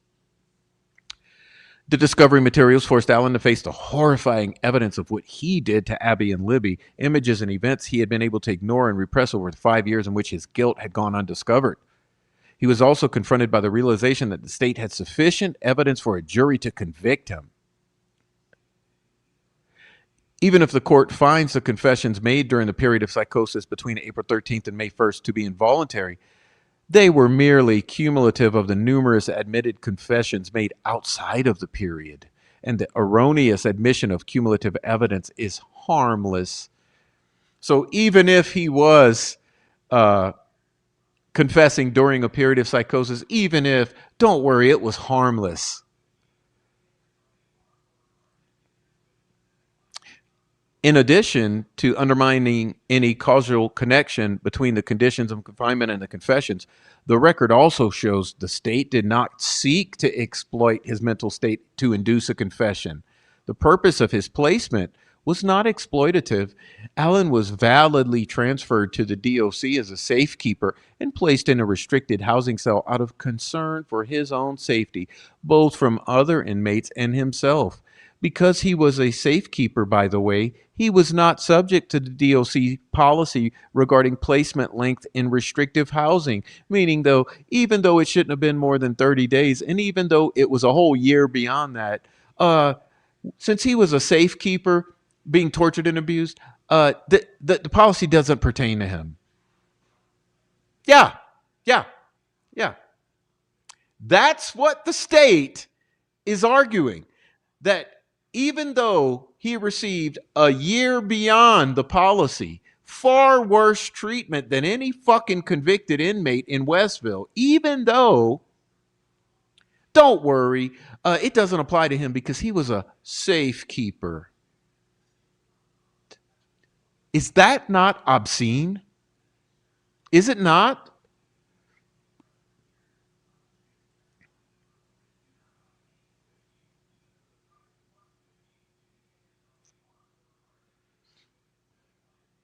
Even if the confessions were involuntary, by the way, their admission into evidence is harmless. The erroneous admission of involuntary confession is subject to harmless error review. Constitutional errors must be harmless beyond a reasonable doubt, meaning that they did not contribute to the verdict. The timeline and eyewitness evidence by these lying ass cops, the lying ass prosecutor and the lying ass witnesses. Don't worry. These timeline and witness evidences, including his own initial statements, creates an overwhelming certainty that Allen was Bridge Guy and thus the murderer.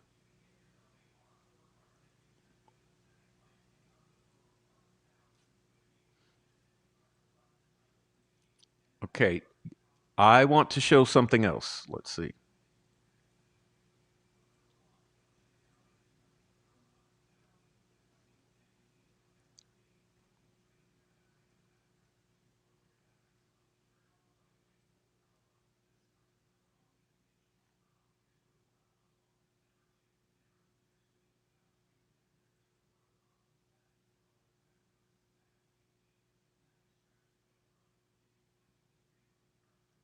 All right, sorry, it's coming. It's coming.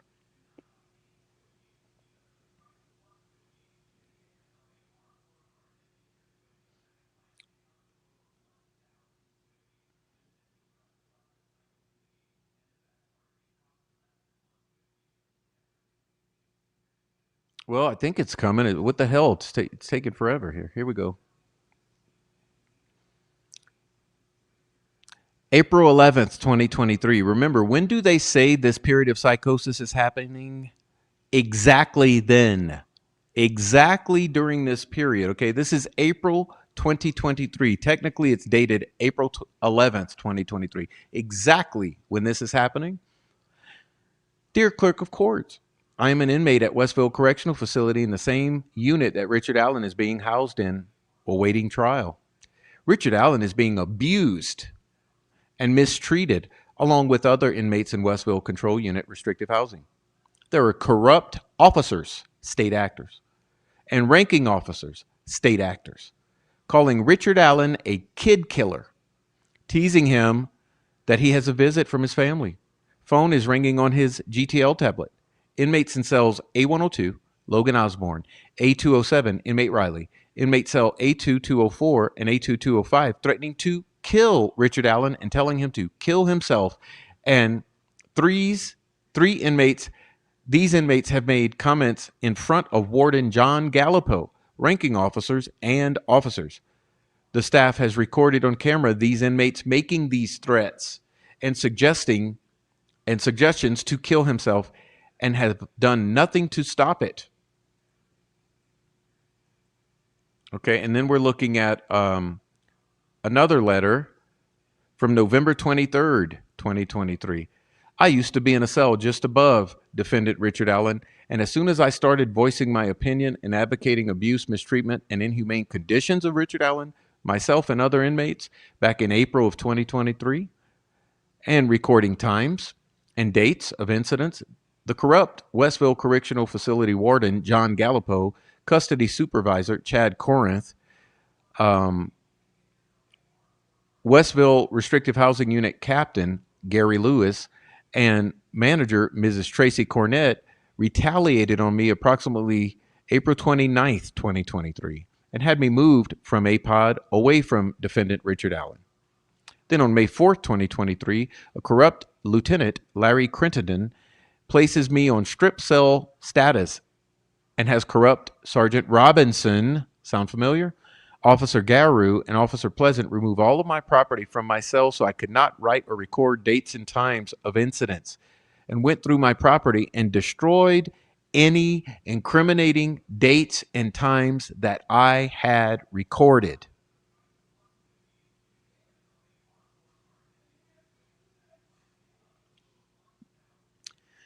The next morning, May 5th, 2023, approximately 7 a.m., I was placed in full trip gear restraints with handcuffs, black box, belly chain, and leg shackles on security camera, and corrupt Sergeant Brandon Williams and officers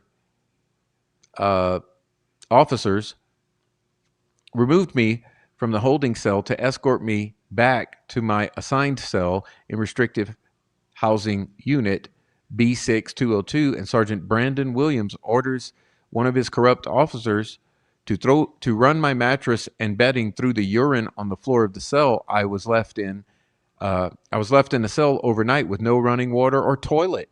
And then corrupt Sergeant Brandon Williams who has a lawsuit on him in the U.S. Northern District of Indiana for assaulting an inmate and denying the inmate medical treatment for his injuries, can be seen on security cameras slamming me to the floor while in full trip gear restraints, violently twisting on my foot and ankle while they break, and then intimidating the nurse not to treat my injuries of a broken foot and ankle and a stab wound to my elbow all the way to the bone that was bleeding badly from an ink pen sticking out of Sergeant Brandon Williams' stab vest, and I was then taken back to my assigned cell B6202.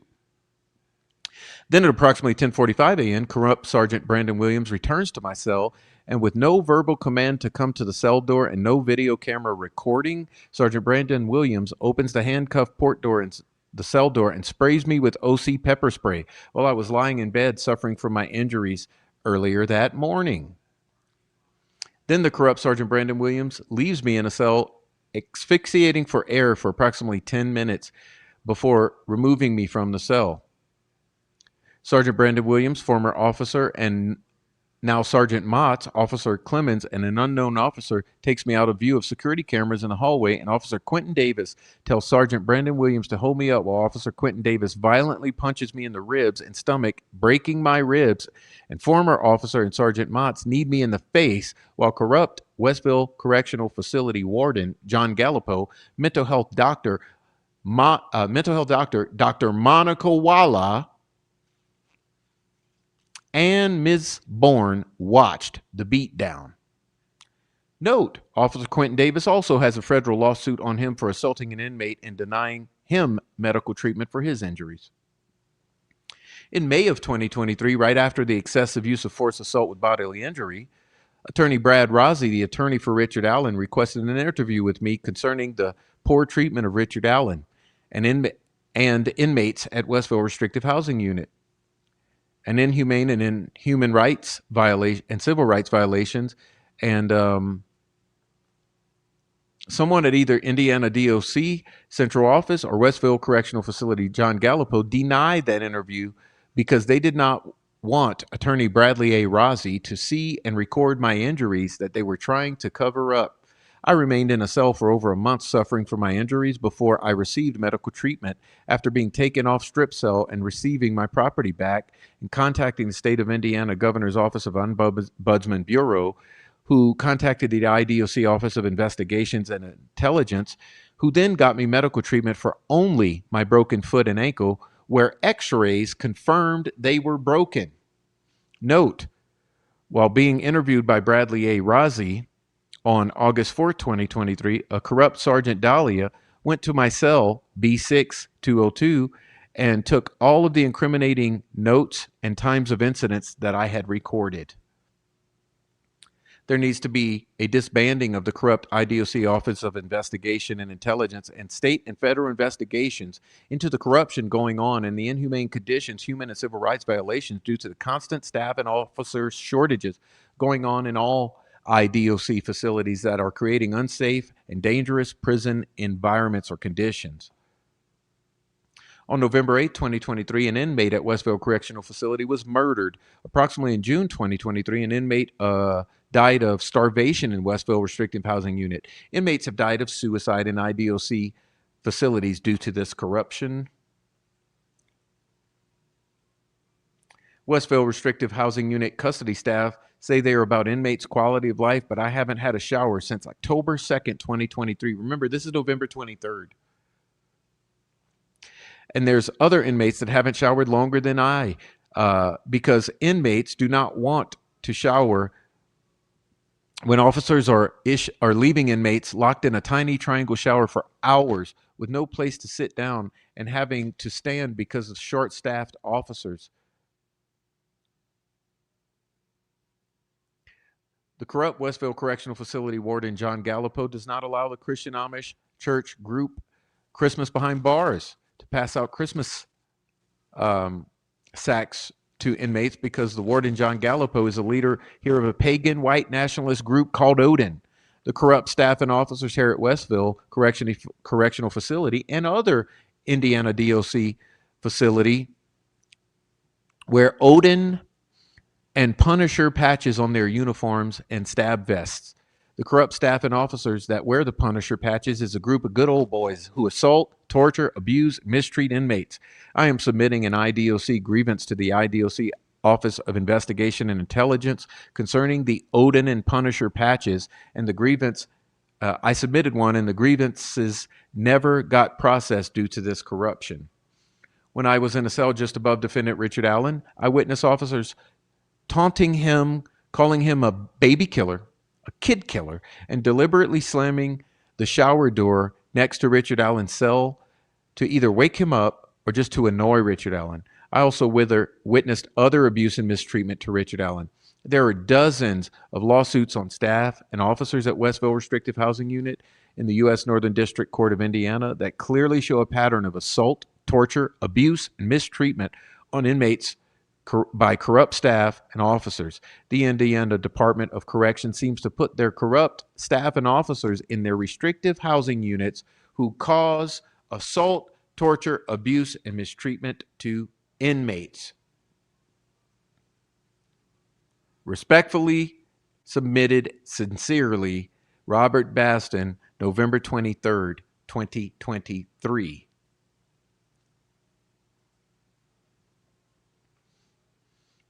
Before I go there, what do you think constitutes coercive state action? Do the guards, doctors, and administration of the prison qualify as agents acting on behalf of law enforcement and the state? Is that not something that we could call coercive state action, and at a minimum, coercive state action by proxy? Anyhow, that resolves the argument for me about the technicality of these confessions being coerced by police action, because for me, police action by proxy or via employees of the Westville Correctional Facility is still police action and coercion. And if that is the bar that has to be met to invalidate these confessions, combined with the psychosis, that is met in the case of Richard Allen. Just look at the photo on the thumbnail.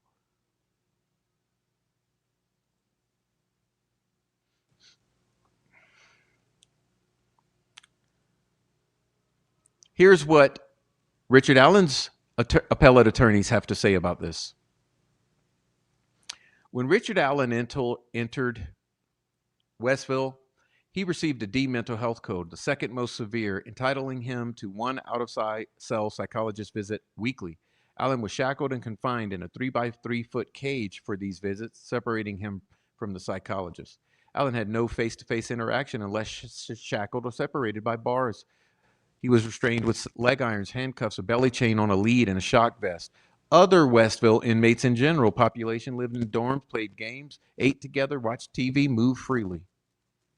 IDOC knew that solitary confinement would worsen Allen's major depressive disorder and even cause psychosis, and their policy restricts the time inmates with serious mental illness can stay in solitary up to 30 days. But Allen remained in the solitary cell for 13 months at Westville. On arrival at Westville, Allen appeared like a deer in headlights, but was coherent, quiet, and weighed 180 pounds. By April 2023, he weighed 135 pounds and was psychotic and gravely disabled, and he eventually dropped even lower than that, okay? Allen maintained his innocence and believed himself that solitary was meant to tear him down.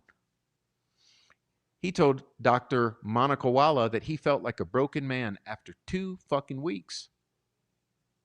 By January 26, 23, Allen was experiencing paranoia, which counters, right, the state's allegations that he didn't go psychotic or mentally ill until April 13th.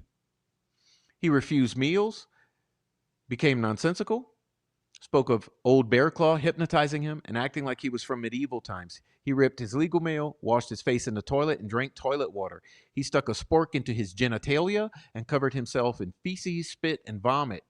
Video from early April showed Alan frightened, extremely thin, bleeding, shaking, contorting, interacting with non-existent stimuli. He was pacing back and forth, eating the Bible, hitting his head on the cell door to the point of giving himself a black eye and bruising his entire face. On a video from April 12th, he was naked while he flapped his hands, punched the air, counted imaginary objects, pulled feces from his anus, and smeared it into food and marched in place.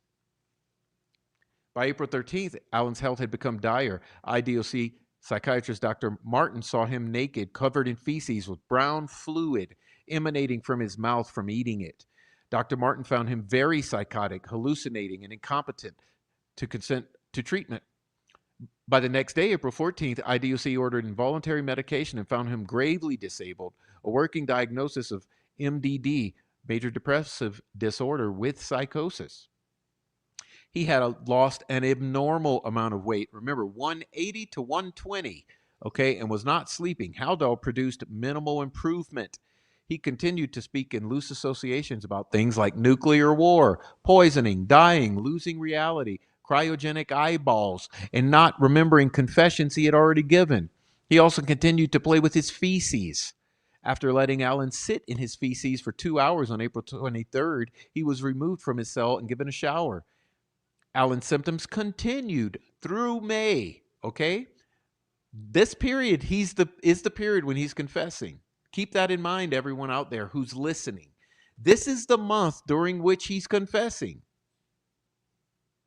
On May 3rd, Dr. Walla diagnosed Alan with a brief psychotic disorder, noting he had disorganized speech and behavior, but no delusions or hallucinations. On May 25th, his shot was still not working. Alan paced for 2 hours and banged on the back in front of his head on the metal door for about an hour, and they allowed it, right? They allowed it. Despite his self-injury and viable goose egg on his head, an invisible goose egg on his head, no one checked on him. The next day, Alan had 2 fucking black eyes from banging his head, and on June 5th, IDOC was administered another 30-day involuntary emergent Haldol injection. So think about this. April, May, and now we're all the way in June. They're still giving him involuntary Haldol treatments. And another injection on June 16th. On June 20th, he was catatonic and extremely skinny. Guards carried him to the infirmary, strapped in a chair, and after his visit, he remained vacant while staff wiped drool from his mouth. June 20th, wiping drool. The same day, Dr. Martin claimed Alan was coherent, oriented, not psychotic, and had been free of psychosis for 7 weeks. Oh, if he's free of psychosis for 7 weeks on June 20th, why they are administering involuntary Haldol injections on June 5th and June 16th and on May 25th?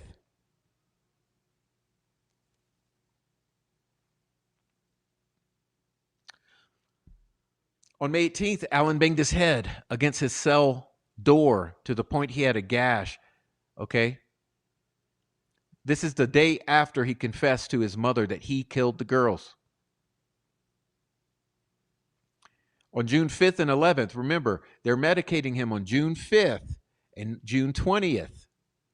June 5th and June 16th. June 5th and June 16th. June 5th and June 16th, they're force medicating him, involuntary Haldol injections.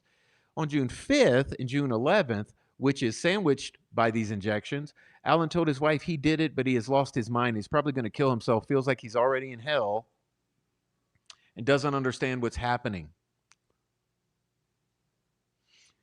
From April through June, April, May, June, involuntary medication, involuntary medication, involuntary medication, psychosis, psychosis, psychosis. Guards repeatedly heard Alan confess, "I killed Abby and Libby," amidst bizarre behavior. His statements occurred while he smeared feces, rolled in it, drank toilet water, shouted at his shadow, sang, masturbated, paced, saluted, asked nonsensical questions, hit his head, and asked if he was dead.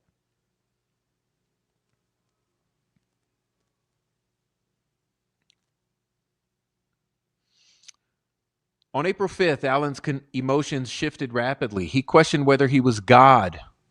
Okay? He had an intense eye contact with Dr. Manakawala, bizarre smiling, circumstantial thought. Although he would go off on a tangent sometime, never return to the original topic, Dr. Wala claimed his confessions were concise. Alan also confessed to molesting his sister and daughter, claims contradicted by both of them.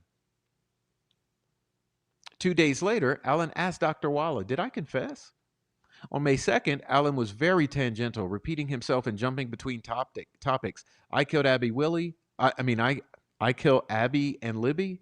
I will kill everyone. I will wipe out the whole world after I die. He mentioned World War III, was confusing nightmares and reality. He thought he might have schizophrenia. He was randomly saying methamphetamine and telling people, including Dr. Walla, that he loved them. The day before, Dr. Walla was unable to have a meaningful conversation with him.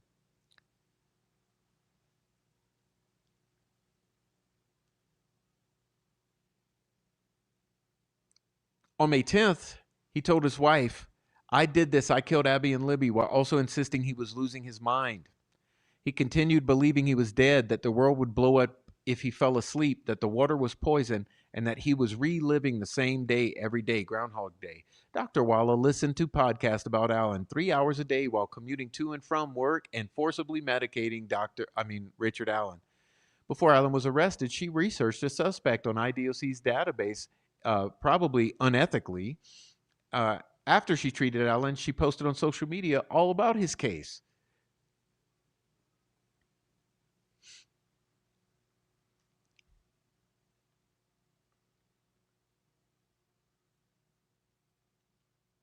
Well, I want to forward through some of this before I move on.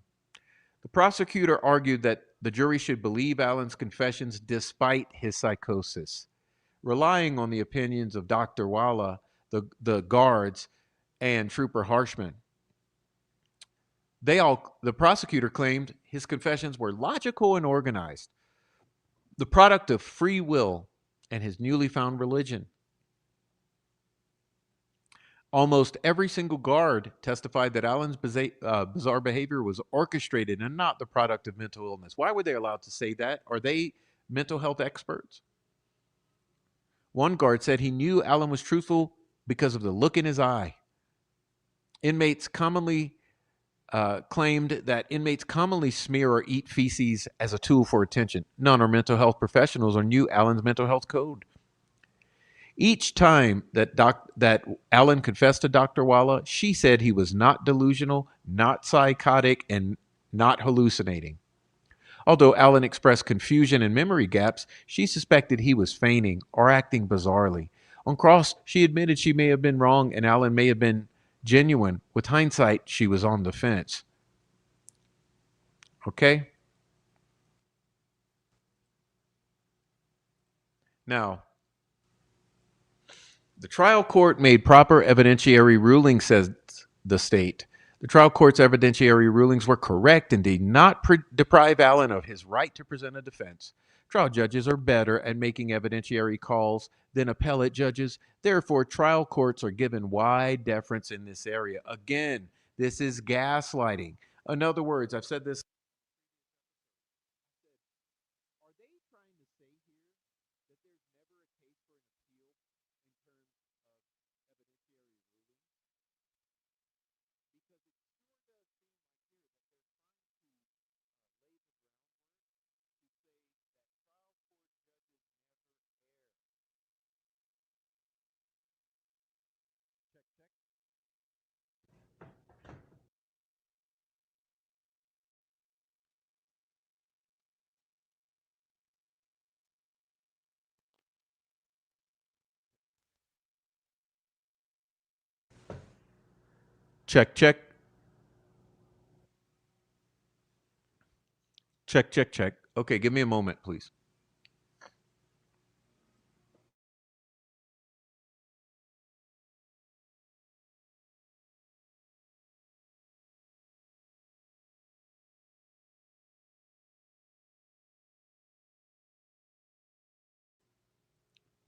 Okay, so the contention here is that trial courts never err, which means there should never be an appeal in the terms of improper rulings. Okay, this is the gaslighting that's going on. Judges are better at making evidentiary calls than appellate judges. Therefore, trial courts are given a wide deference. In many cases, a court could admit or exclude evidence, and an appellate court won't meddle with that decision on appeal.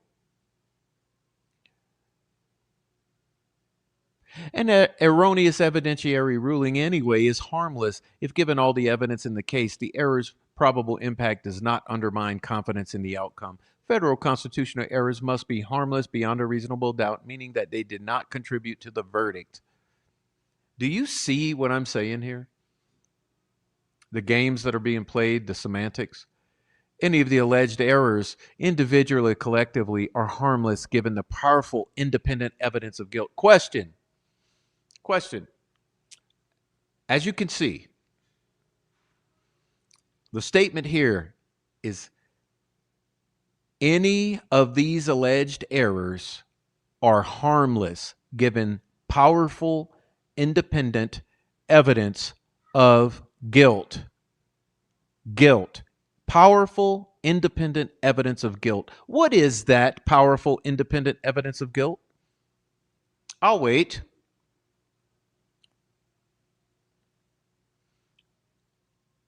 Anyone?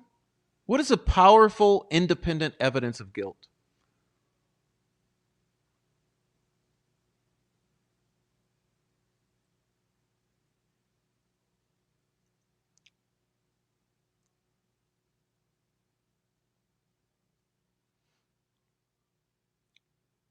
Okay. Moving on to the admission of the Google search, the totem pole hearsay. The admission of the Google search was at most harmless. The information was proffered as an alternate theory of the cause of the audio output code, but neither of the theories made it more or less probable that Allen committed the murders. Yes, it did. Yes, it did. And here's the gaslight. Stacey Eldridge says that at 5:45, someone plugs a cable into the headphone jack.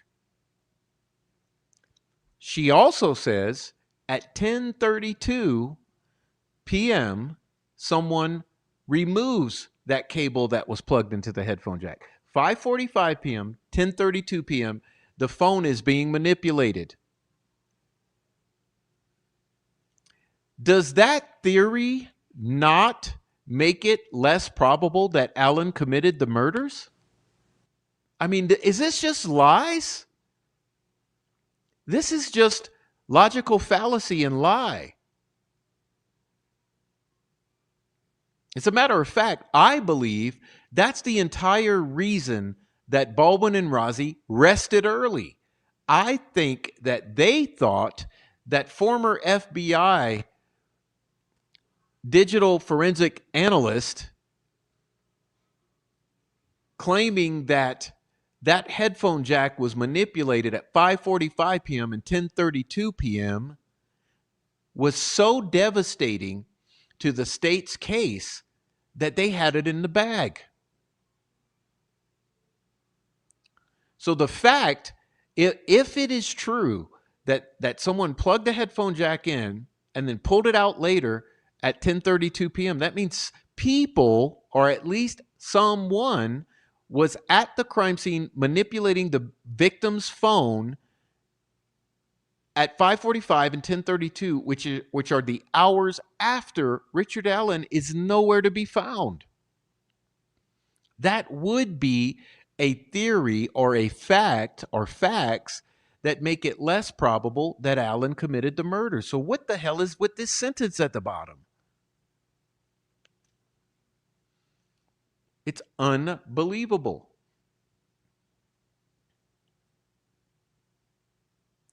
And again, we're just going to finalize with this. The trial court properly denied Allen's motion to correct error because the state did not knowingly present false testimony through Weber in violation of Napui v. Illinois. A conviction obtained through the use of evidence that the state knows to be false does not attempt to correct violates a defendant's 14th Amendment due process right, which happened.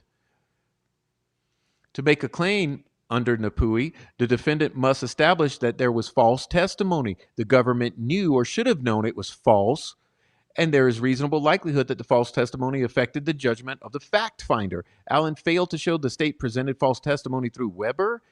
Yes, no. Allen did prove through the motion to correct error that the prosecutor allowed to stand uncorrected false testimony through Weber, because the FBI had a ping that proved that Weber was home later than the state's theory alleges, and therefore destroyed the entire part of the state's theory that says that Allen confessing to the white van is legitimate, and that Weber frightened Allen and caused him to kill these girls, because it was much, much, much earlier.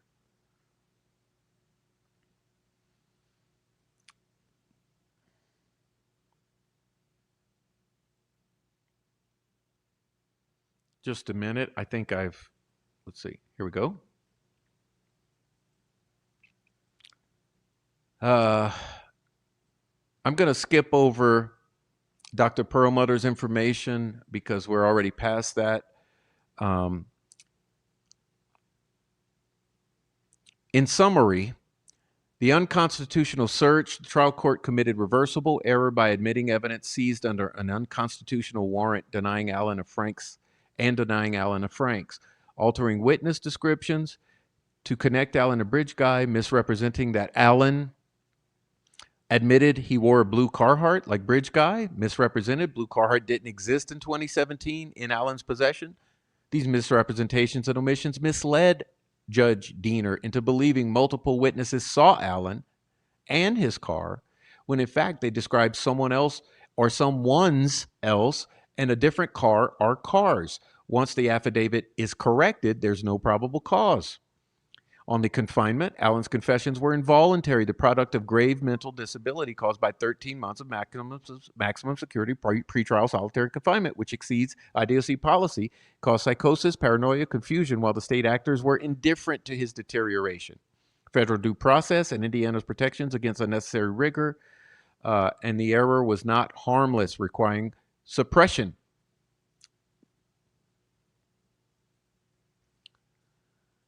Through a series of arbitrary and prejudicial rulings that crippled Allen's ability to present a complete defense, the trial court excluded critical exculpatory evidence, including Blair's sketch, which directly undermined the state's eyewitness theory and timeline, and barred expert testimony challenging the reliability of the state's forensic methodology.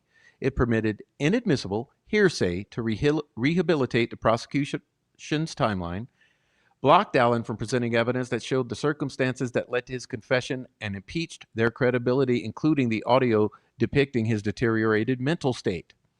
The court further prevented Allen from including substantial evidence of third-party guilt and an incomplete investigation, depriving the jury of context necessary to assess reasonable doubt.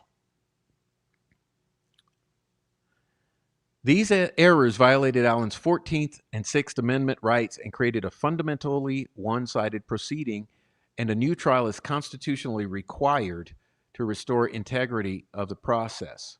Okay? Now, I'm going to skip over these because we've already seen these. These are there for your perusal. I have them if you want them in my version with the highlighting. Otherwise, they're available online. Okay, but you can see this is your filing. Okay, and I'm going to leave it there. Now, to conclude, I did a little something. I've been working on something. Look, this is still a work in process, so don't judge me. Okay, this is a work in progress, but I want to show you this.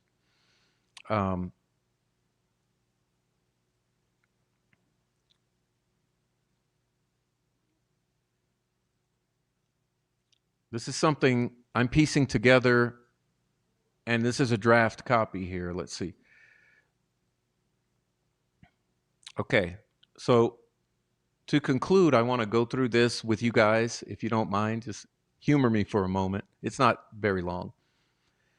This is my tentative take on the appeal as a whole at this point in time, and it's likely to expand and refine. But for now, let's consider these thoughts, okay? The warrant, the exclusion of third-party culpability evidence, and the resulting asymmetrical trial structure collectively deprived Allen of a fair trial and a meaningful opportunity to present a complete defense. Okay, and I'm going to go through some points here. Point number one. The probable cause affidavit was defective under Franks because it omitted material evidence of alternative suspects and contradictory facts. Under Franks v. Delaware, suppression is required where law enforcement omits material information that, if included, would defeat probable cause. The omissions here were not minor. They systematically removed from the magistrate's view both exculpatory facts and evidence of third-party culpability. The omitted exculpatory evidence. The affidavit failed to include eyewitness descriptions inconsistent with Allen. A younger age, different hair, and a different build. As we mentioned earlier, vehicle descriptions inconsistent with Allen's known vehicle. The absence of any witness placing Allen at the crime scene after 1:30 p.m. The lack of a confirmed forensic match at the time the warrant was issued. The presence of unidentified digital devices near the crime scene during the crucial time window. Have you guys forgotten about that? These omissions alone significantly weaken probable cause, but their materiality becomes undeniable when considered alongside the omitted third-party suspect evidence. Omitted third-party suspects identified in the Franks record. The Franks memorandum identified multiple individuals whose conduct, statements, and affiliations placed them within a plausible investigative framework. These included Keegan Kline, Ron Logan, individuals associated with Odinist or ritualistic belief systems, including Brad Holder and Patrick Westphal. The affidavit omitted Kline's documented contact with one of the victims using fraudulent online identities, evidence of grooming behavior in planned meetings, statements linking Kline to a post-offense activity and flight, Logan's control over the crime scene property, his inconsistent statements and initial investigative focus by law enforcement, including the FBI, his own admissions placing himself at critical locations. Also, evidence connecting Holder and Westphal to symbolic or ritualistic imagery resembling the crime scene. Statements referencing escalation of violent conduct, being familiar with the crime scene terrain, and social media content depicting similar symbolic arrangements of sticks. Law enforcement's failure to preserve key interviews, including the overwritten or deleted or recorded over recordings, to collect and test weapons from these individuals. Remember, Keegan Kline had a .40 caliber, Ron Logan had a .40 caliber Smith & Wesson, and Brad Holder. Verify alibis and Brad Weber when verification was offered. Materiality under Franks. Had the magistrate been presented with multiple viable alternative suspects, evidence of coordinated group involvement, evidence of staging consistent with ritualistic or symbolic conduct, digital evidence placing unknown individuals near the scene, the probable cause determination would have been fundamentally altered. The omissions did not merely strengthen the state's case, they transformed an uncertain, multi-suspect investigation into a single suspect narrative. Because the warrant was issued on materially incomplete record, all derivative evidence must be suppressed. The trial court's, point two, the trial court's exclusion of third-party culpability evidence violated Allen's right to present a complete defense.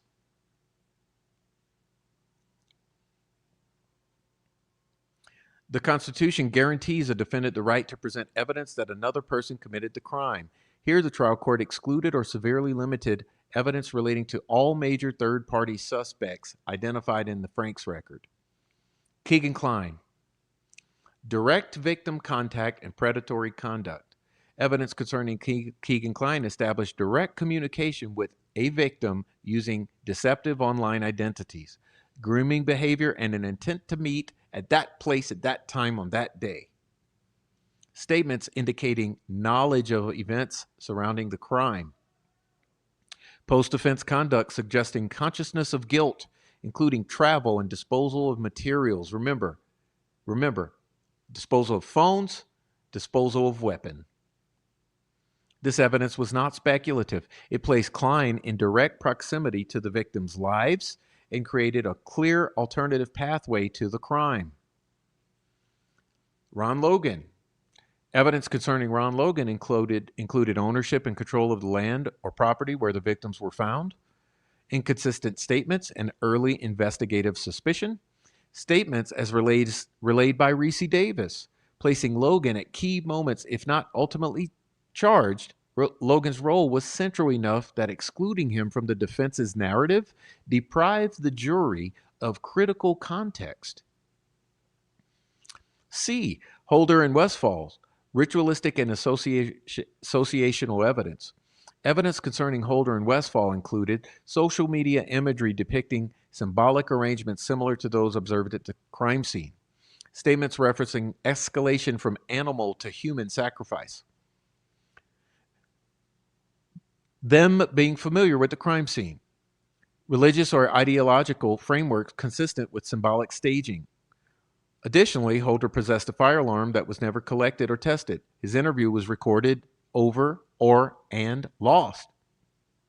Law enforcement declined several opportunities to verify his alibi through available video evidence. This evidence was not offered to prove a definitive alternative theory, but to demonstrate reasonable doubt and investigative incompleteness. D. The Reese Davis narrative, a coherent alternative framework. Reese Davis provided a narrative that described multiple actors rather than a lone perpetrator. It included staging of the crime scene. It explained the movement of victims inconsistent with the state's timeline. It described post-offense coordination, including cleanup and disposal of evidence. While contested, this narrative aligns with independent anomalies, such as unidentified digital devices near the crime scene, timeline inconsistencies, evidence that suggested staging. The jury was entitled to hear this evidence to assess its credibility. 3. The exclusion created an unconstitutional asymmetric trial. The state was permitted to present its interpretation of the crime scene, its theory of a single perpetrator, its reconstruction of the timeline, but the defense was prevented from presenting its evidence of multiple alternative suspects, its evidence of coordinated conduct, its evidence explaining the staging and symbolism, its evidence of an investigation that was failed. This asymmetry violates due process. Evidentiary rules cannot be applied in a manner that prevents a defendant, Richard Allen, from presenting a viable alternative theory while allowing the state to present its own. You see, this is what we mean when we say that Richard Allen was not allowed to present a complete defense. The errors were not harmless under Chapman. Constitutional error requires reversal unless harmless beyond a reasonable doubt. The excluded evidence would have undermined the state's single perpetrator theory, would have provided alternative explanations for physical and digital evidence, would have challenged the completeness and reliability of the investigation and the investigators, and would have contextualized Allen's alleged confessions. Given the circumstantial nature of the state's entire case, these errors cannot be deemed harmless. 5. The cumulative effect of these errors rendered the trial fundamentally unfair. Even if each individual ruling were insufficient alone, their combined cumulative effect was devastating to the defense. The jury never heard the full scope of third-party suspects, the evidence of investigative omissions and lost evidence. They never heard evidence supporting alternative theories of the crime or evidence contextualizing the state's forensic and confession evidence. Instead, the jury received a narrow, controlled narrative that excluded competing explanation. The state fails to address cumulative error as a doctrine, yet it is precisely this cumulative effect that deprived Allen of a fair trial. Point number 6, the excluded evidence directly undermines the state's theory of guilt. The state's case depends on the premise that Allen was the only plausible perpetrator by making him the only plausible individual who could be Bridge Guy, and by making Bridge Guy the only possible perpetrator of the crimes against Abby and Libby. This excluded evidence demonstrates multiple individuals with motive, access, and opportunity, evidence consistent with a coordinated course of conduct, and unresolved digital and physical evidence, inconsistent with a lone actor. Once the entirety of this evidence is considered, the state's theory is no longer exclusive or inevitable. That is sufficient to establish reasonable doubt. So in conclusion, the warrant was issued on a materially incomplete record that excluded critical exculpatory and third-party evidence. The trial court compounded that error by preventing the defense from presenting the very evidence that would have exposed these omissions and provided the jury with a meaningful alternative to the state's narrow and limited theory. The result that we all saw was a trial in which the jury was denied the full picture. They were only given one choice. Under the Constitution, that is not a fair trial, which is why we all sit here. Reversal is required.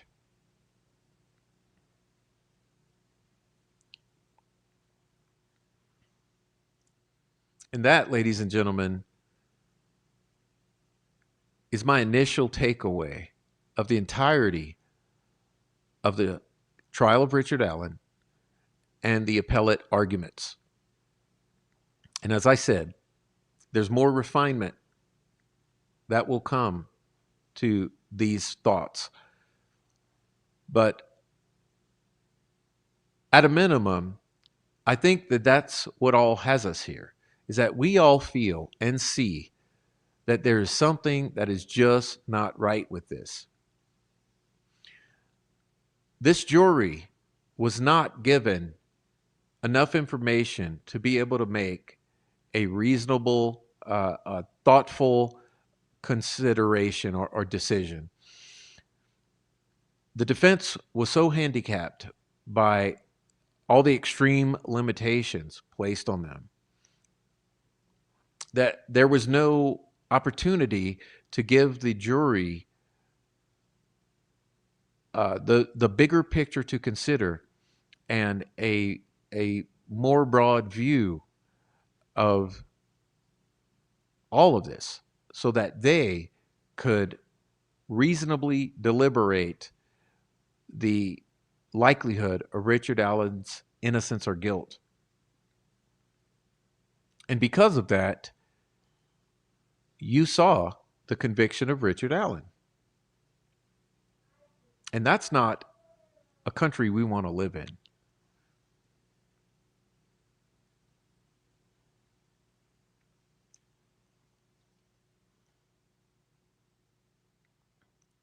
The concept of innocence or innocent until proven guilty is an important concept.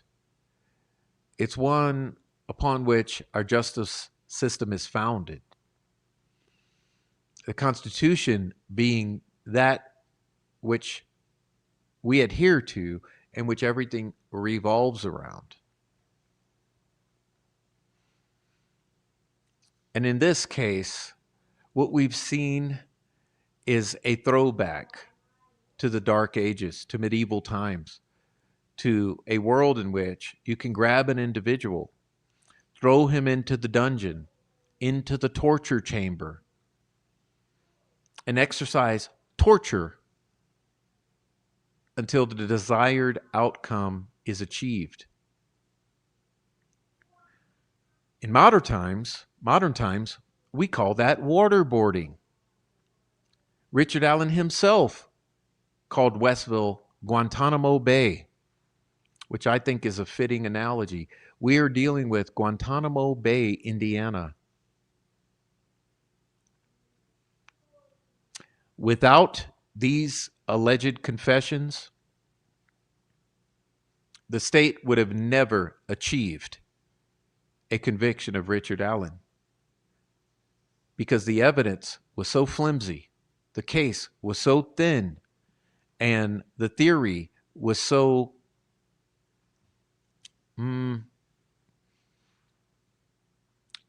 unsubstantial that no jury would convict an individual with that evidence.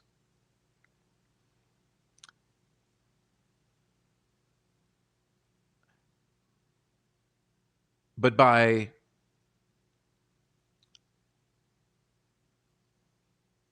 putting Richard in solitary confinement or the dungeon in Westville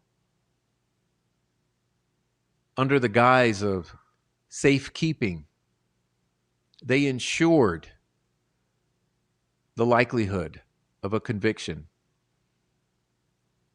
And in my opinion, they manipulated his pre-existing mental health condition, exacerbated it knowingly.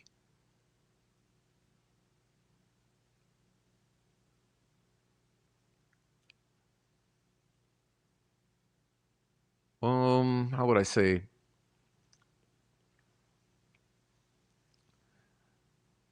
With the intention that Richard Allen would bend or break.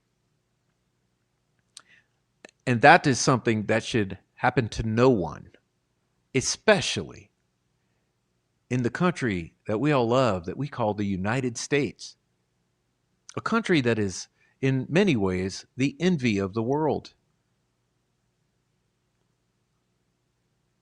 who praises itself on peace and freedom.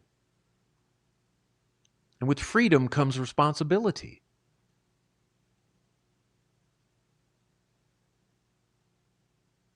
And accountability.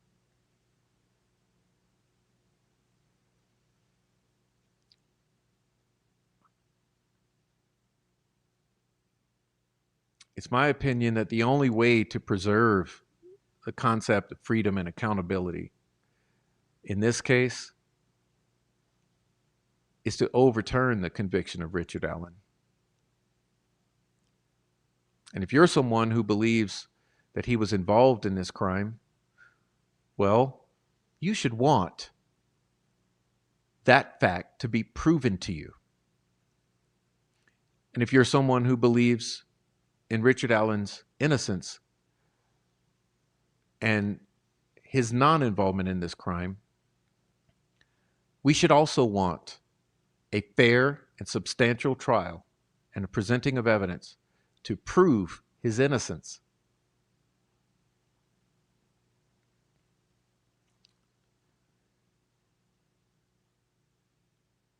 And anything other than that is an outcome that is unacceptable and that we cannot stand behind. No one can stand behind.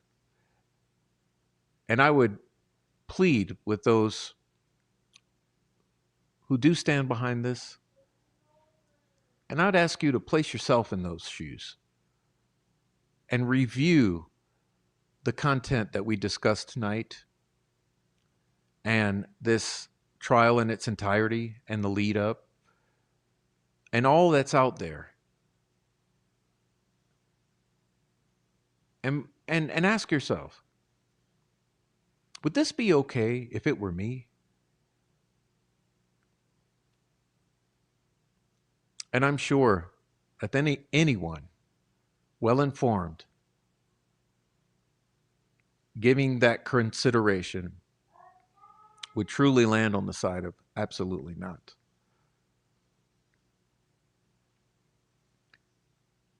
And we're not here to simp for a baby killer, to lie to the American people. We're here because we want to see things done right. And we truly believe that anyone taking a fair look at this would have to agree that this was not done right, because it wasn't.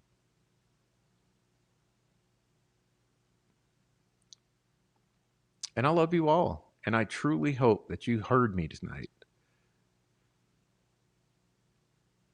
because I want things done right and true justice for Abby and Libby, because they deserve it. And maybe then the outcome that the state so sorely desires, which is closure for Abby and Libby, maybe that would come.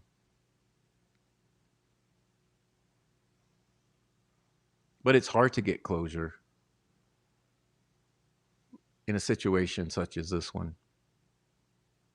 because there was nothing compelling.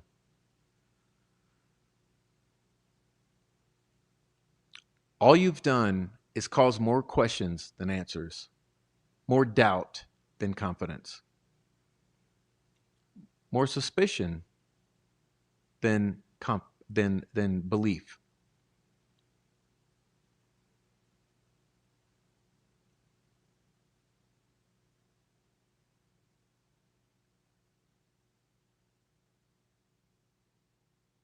And the thing is, we can't make this a broad issue, a systemic issue, a generic issue, because in truth, that dehumanizes it. This is about Richard Allen, because Richard Allen is who he is, and he has a family, he has friends, and he has loved ones, just like you and I do.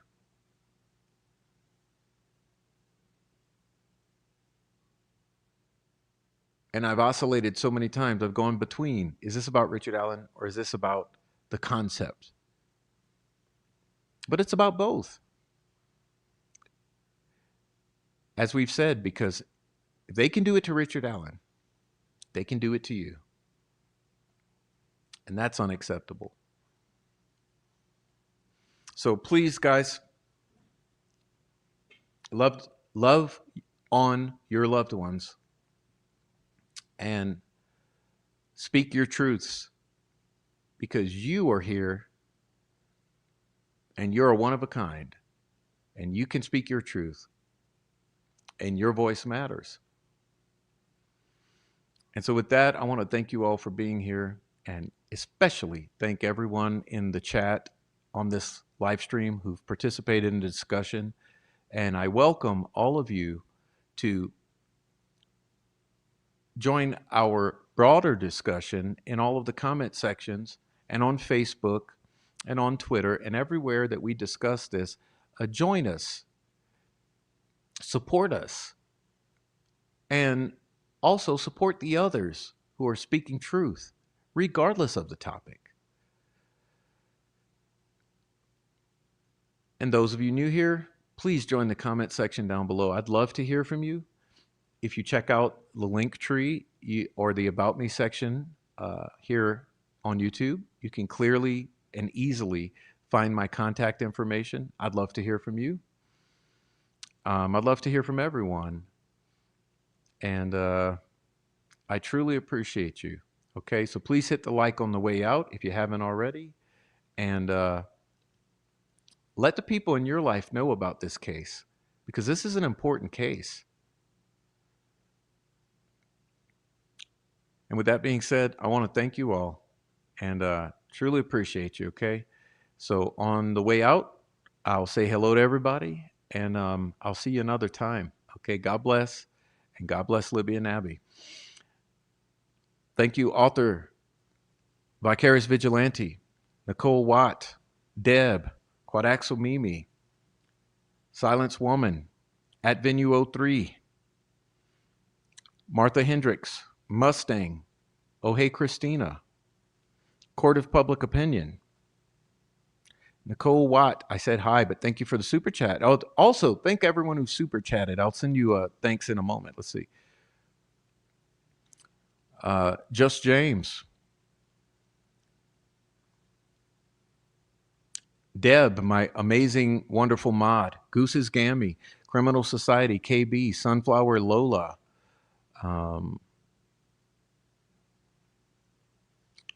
Warrior Everything. Artist formerly known as Bezo Jones, Violets and Grace, Ninja Warrior Assassin, Carol, Free Me,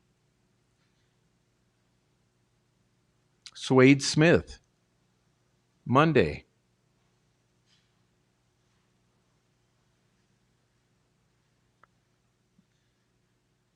Victims News on Air, Trial Junkie, Mindful Shrink,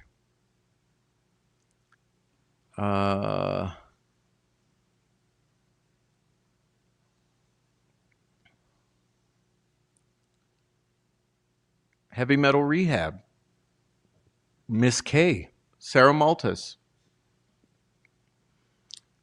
Geez, I'm having a hard time going back so far to see everyone. Anarch 00141.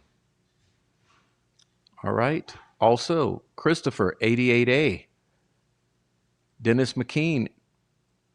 As I said, Bezo Jones. All right.